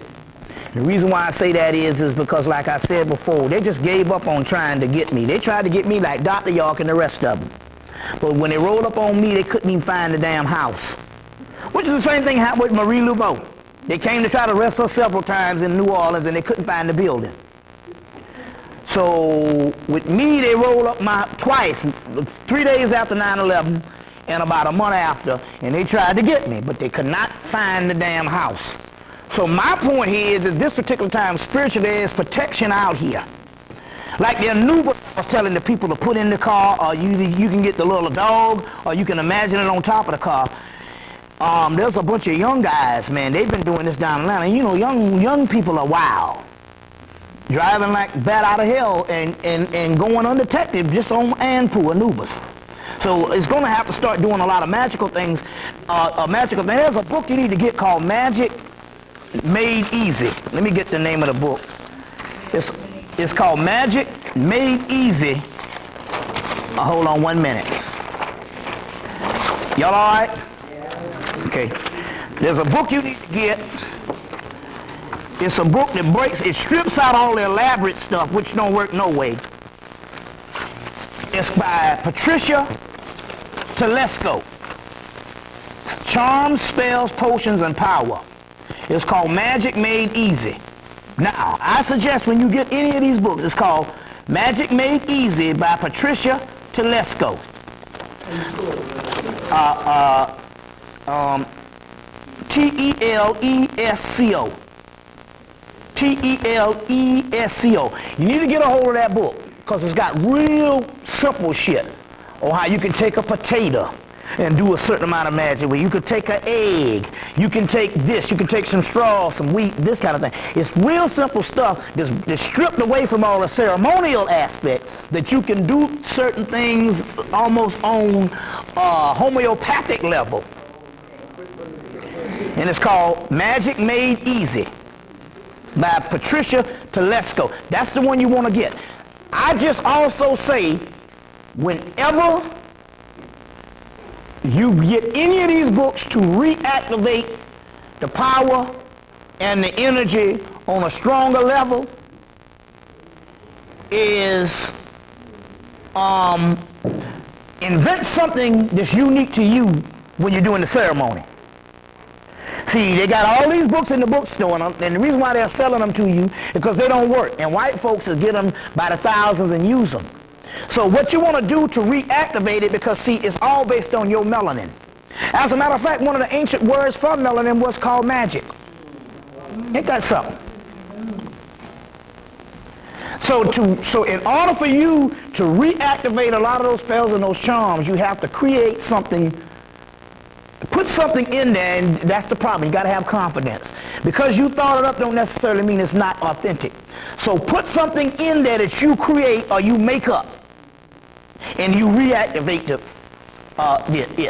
But this is an excellent book called A Magic Made Easy. That's one that you want to deal with, and this can protect you from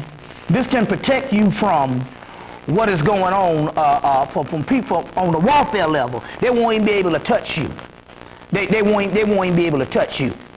So I know for a fact when they roll up on me, me and the sister Kimberly on the front porch, and they couldn't even see us.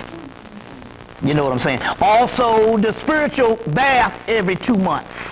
I say every 2 months because sometimes when you do it too much, you start tapping into the aura. Like I said, the spiritual bath again, 3 caps of Clorox, 3 caps of ammonia, 3 caps of vinegar, 3 caps of lemon juice, and 1/2 cup of sea salt.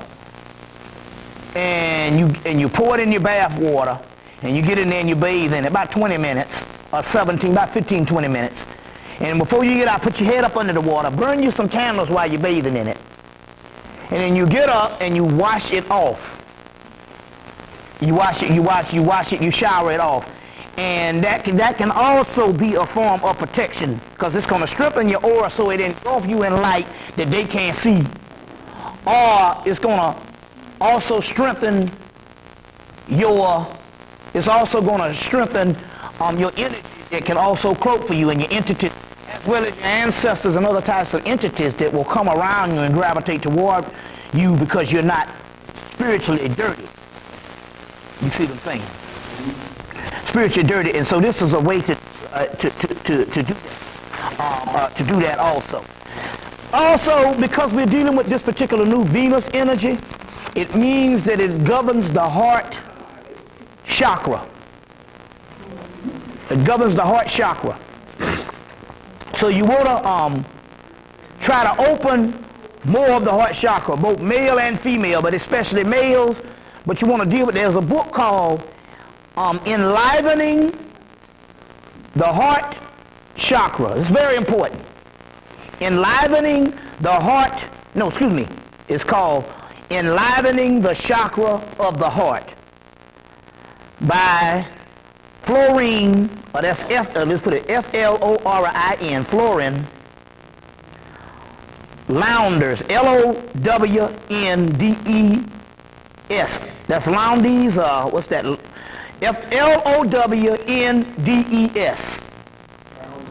Lowndes. Lowndes. Florin Lowndes. You need to get that particular book.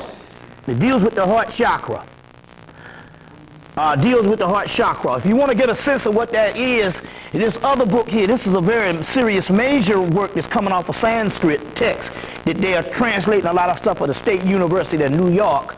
This book called The Triadic Heart of Shiva. And in this particular book by Paul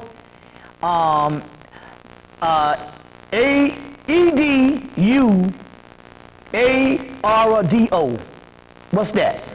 Eduardo, and Muller, M-U-L-L-E-R, Muller, M-U-L-L-E-R, Ortega, O-R-T-E-G-A. Paul, Eduardo, and Muller Ortega. And this is a serious book on the triadic heart of Shiva. And whereas the entire, everything, the universe is all based on, governed through your heart chakra. This is called the triadic, T-R-I-A-D-I-C, heart of Shiva. And in here, Shiva, the heart is the ultimate reality. The heart is embodies the cosmos. The heart vibrate the emissional power. The heart and natural metaphors. The heart as mantra. The heart attains. So in so many words, what they're saying, the entire universe that you have out here, remember I say this is the petty universe, which is an illusionary universe that don't work. It's only a backdrop in what is going on inside of you. as what they're talking about in the Shavaism. I'm going to tie this shit right into what's going on with the war stuff. The Shavaism tells you that the heart, that universe out here is actually in your heart chakra. And Shavaism is the teachings of the indigenous Dravidians at that particular time, that the teachings come in an area called Kashmir that is a part of Afghanistan on into India. Now you understand why they fucking in Afghanistan. See what I'm saying? Shavaism was a Shiva worshippers, and you know Shiva is Osiris and Horus. Shiva worshippers in a place called Kashmir, and all of that stuff is nothing but the border of India and Pakistan, later on taken over by Islam. But the Shavaism, those worships, that stuff is still over there, and this is the area of the world where that's coming from. And in so many words, that belief system said that the universe ain't out here, it's in your fucking heart chakra. So you want your universe to work, that's why they say only be the purest of heart. Shavaism, let's see how to spell Shava. Shaivism. Shaivism, it's called the study of Kashmir Shaivism. And that's a whole group of Dravidians, or used to be Dravidians, or the English black Kushite Arabians who studied that whole Shiva stuff. And then so they're saying the whole universe is your heart. And you looking all out here, and it's in here, you govern it through here. You see, so this is the essential study. The other one, the heart chakra thing, and that's a book that, you know, will help you along the way, called Enlivening the Heart Chakra, or the chakra of the heart. But remember, the Egyptians talk real serious about the heart. Whereas they talk about you can't even get into this consciousness until you radiating at a certain pulsations of the heart chakra. And remember I told you that if your heart starts palpitating soon, that has to happen. What happens is this.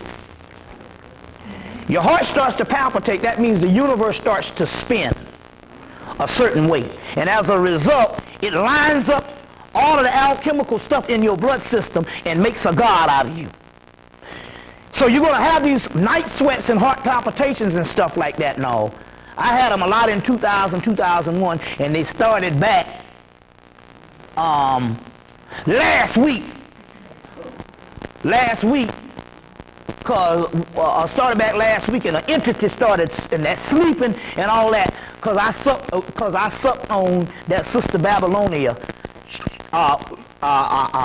She cut herself, and I sucked on her damn blood, and when I did that shit woke up that God in me, because the shit is inside of you.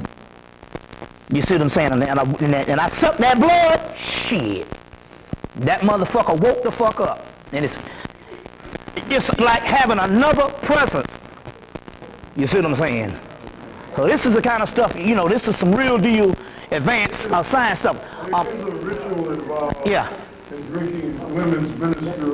Now that shit there, I'm going to read something to you. All right. I'm going to read, what's that, huh? And it's, Venus is the only planet that travels. Well, when I got that blood last week around Venus, shit. I start sweating like a damn hog. And, what the hell going on? Hold on. The third part of the Book of Law talks about third part of the Book of Law talks about the best blood is of the moon monthly. Is the most powerful part of the woman is when she's on a menstrual cycle, and it was only when the male-dominant murder cults came about that they started outlawing certain things of the magical menses in in culture with Islamic, Judeo-Christian Islamic aspect, and even some part of West African aspect that ended up in the whole Yoruba tradition. It's not because it's evil, it's because it's the most powerful, and these are male-oriented cults that can't survive when you tap into that shit, because you're dealing with pure moon, lunar energy, and it's what they told you on Queen of the Dam. When he tasted her blood, they say you have tasted the most powerful of things. Well, when you're dealing with the damn menstrual blood, you're dealing with some powerful stuff. You're dealing with some powerful stuff, but even her blood, period. I sucked blood, sucked some feminine blood during the time of Venus. And it talks about the scarlet woman. She is Babylon, Bab, which means gate, Al, which means God, and On, which means being, which means the gate of the God being. She is the great whore who offers herself to Al, the divine totality. Now it goes into this particular part here where it says this. Her lover is the Lord Chaos, the beast who resides in the second sephra of Shakma. He is called Chaos, and he is the creator of duality, that is initially destroyed, profound simplicity of the one. Now this is it. When Babylon gathers the blood of the saints in her cup, which is talking about the grail, she delivers her blood to the Lord Chaos, and he drinks it, thus becomes awakened to the ultimate reality of the one.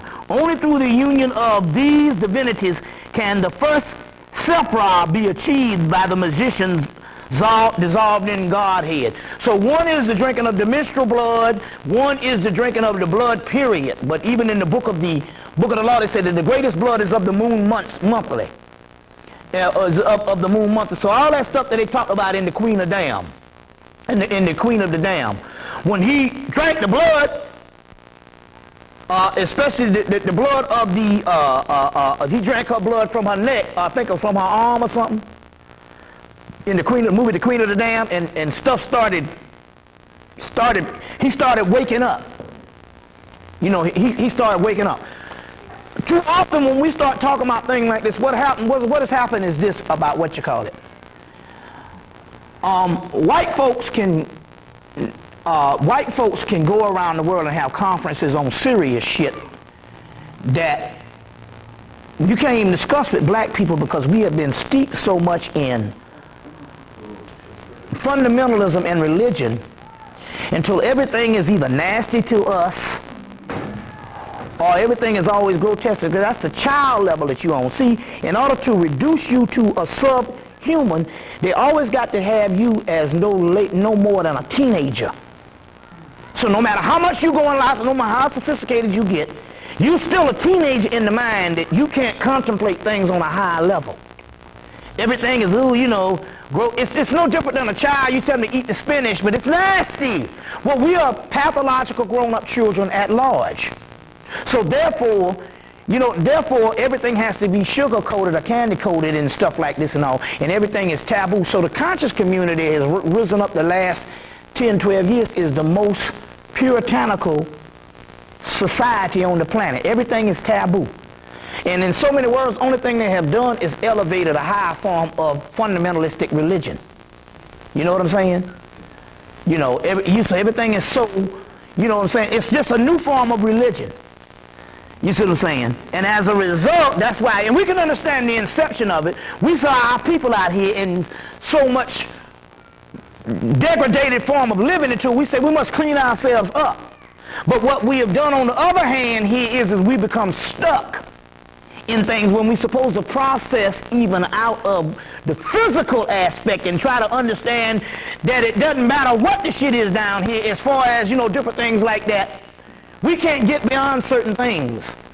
You know what I'm saying? We can't get beyond certain things. One of the man that talked about even the elevation of sexual fluids was fucking Pascal Beverly Randolph, who was the founder of metaphysics, who was a black man, who was a contemporary of Abraham Lincoln. And here we are damn near 100 years later, 130 years later, and can't do nothing because we ain't nothing but the fucking Amish, the Calvinists, the Mennonites.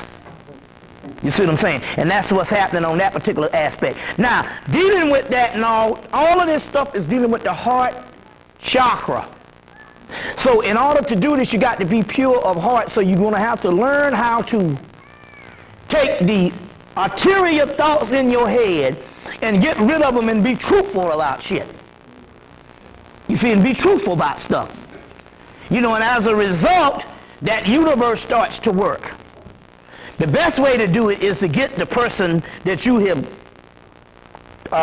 become, this being, is to try to destroy that particular person. You see what I'm saying? But so become enemies of self, of the human aspect of what self is. You see what I'm saying? Become the enemies of self. So shit like this, let me get us off the path. Now they got a group of people in New York. Of course, it sounds good at first because we can't see past the apparent. So they got a group of black conscious people in New York, and their thing here is they want to get together, and every meeting they want to talk about who's homosexual and who's not. And I say, you know, y'all creating a new kind of distraction that's going to get you trapped.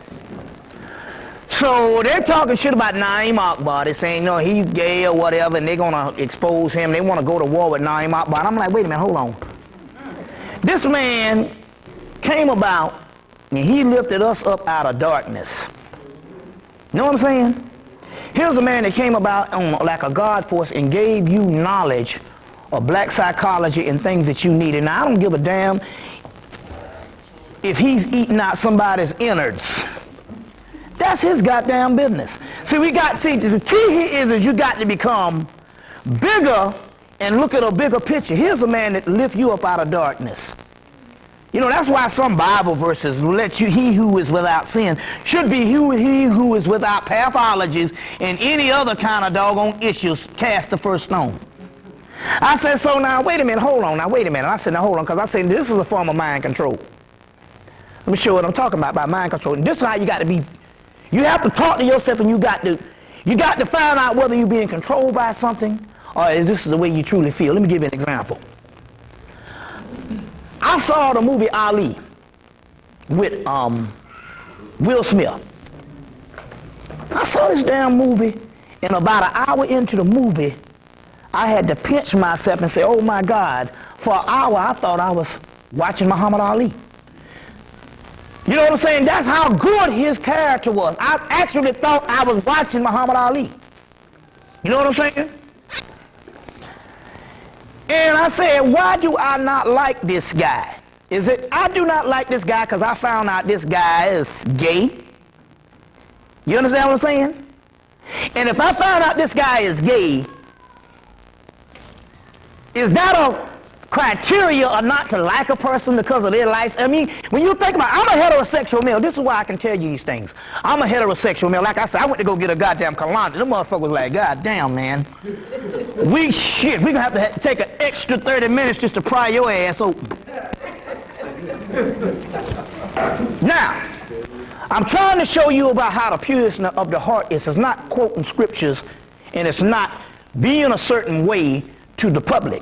I'm looking at this shit and say, see, because now we in this realm now with the goddess and stuff, you can't fake the funk. And I said, wait a minute, now hold on. What is it why you don't like this guy? Is it because you have been influenced by something, or is it because if everybody you find out is gay, you have been programmed not to like? Think about this for a minute. I said, certainly women don't have a problem with this. Some of their best friends is gay. See what I'm saying? And there was a lot of gay people I knew was real funny and are real open and real good people. So that means if you know people that you know in your community or people you know that are real people that are probably on the up and up more than some other bullshit motherfuckers that's deemed to society that you supposed to like, this assholes. You understand what I'm saying? I thought about this for a minute. I said, wait a minute. Why would I not like a person by something that's personal? I don't know who fucked who, because they say, look, they say 75% of most males has been tiptoeing through the tulip. See what I'm saying? Let me show you something. No, but let me show you something though. What I'm trying to say is this though. Oh yeah, we got to, okay, but what I'm trying to say is this here though. What we're trying to do is get to the pureness of something. You see what I'm saying? Trying to get to the pureness of something. Women don't have a problem with that because number one, you are open to what's called it and all. You know, you see this person, you looking at the spirit of that person, other than that person being gay. Because you know you heard this thing before, so I'm looking at stuff, and I'm not. See, what we're dealing with here, we're dealing with something on a spiritual level. I can't come before you and give you some stuff and say it's spiritual and then come with some hypocritical shit. So I'm looking at this thing and I'm saying, wait a minute, now hold on. Am I being influenced by something that someone tells me that I'm supposed to think because a person is gay? Same shit with the Naim Akbar shit. Now, I done got Naim Akbar, but the first person I heard the Osirian drama from was Naim Akbar. About 15, 16 years ago. So this man has helped me, you know, in my research of this ongoing climate of what you call it. So now because I found out he's gay, he's motherfucker's supposed to become my enemy. You see what I'm saying? And so they got a whole group of people up in New York City now. You know what I'm saying? They trying, and in so many words, they say them the motherfuckers be gay. Because it's all damn levels of this shit. The ones who hate it so much is the ones that's gay. They showed that in the movie, American, what's the name of that movie? American Beauty. The guy was a Nazi, he beat all this kind of thing, and he's slobbing on his tongue and somebody down, trying to kiss somebody. And was gay. And then killed the man because he didn't want everybody to know he was gay. So the point I'm trying to make here is I was getting that particular thing here and stuff because I was sitting there and I said, God damn, this motherfucker, I was blown away by this man's performance. You see what I'm saying? But there was something in me that would not let me like this person because I've been conditioned, because he gay. Now he done committed a bad crime. Like I give a damn about who this nigga screw. You know what I'm saying? So I had to get out of the hypocrisy of something. The man did a good performance. Whatever he does, it's not like I'm on swap spit with him, so why should I feel threatened by that? You understand what I'm coming from here? You see, and that's what we're talking about the heart chakra. You can't be judging nothing down here these days. And what is happening with the conscious community a lot of times is we do the judging. Let me give you another one too. Now I come up here and it is standard. I know we got to go, but let me just tell you here. It is standard sometimes we get up here and, you know, we say all the stuff about white folks, but I said when I did immigrant humans, well, I did human artificial, but the making of the white man, and I did immigrant human, I said, no, the mystery here is not to hate the white boy as it is to understand him. There's a difference. What I mean by that is this.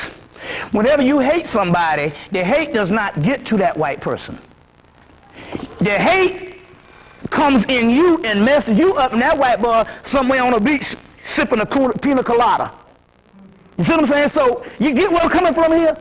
You got to understand the energy. So I said it's not the hate. I said that's frustration on your part. I say it's to understand.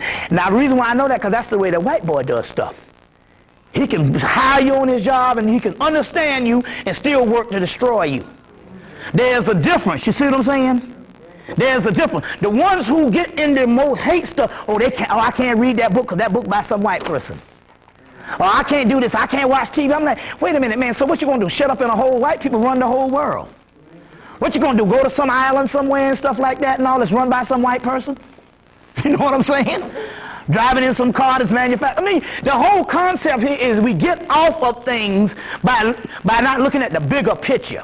And that's what the whole heart chakra thing is also talking about. You know what I'm saying? So I told the people I like some Steely Dan, so I can't get no Steely Dan. That's a white man. I'm like, come on, man. Are you crazy? You know what I'm saying? And all, I've been listening to some damn Chicago.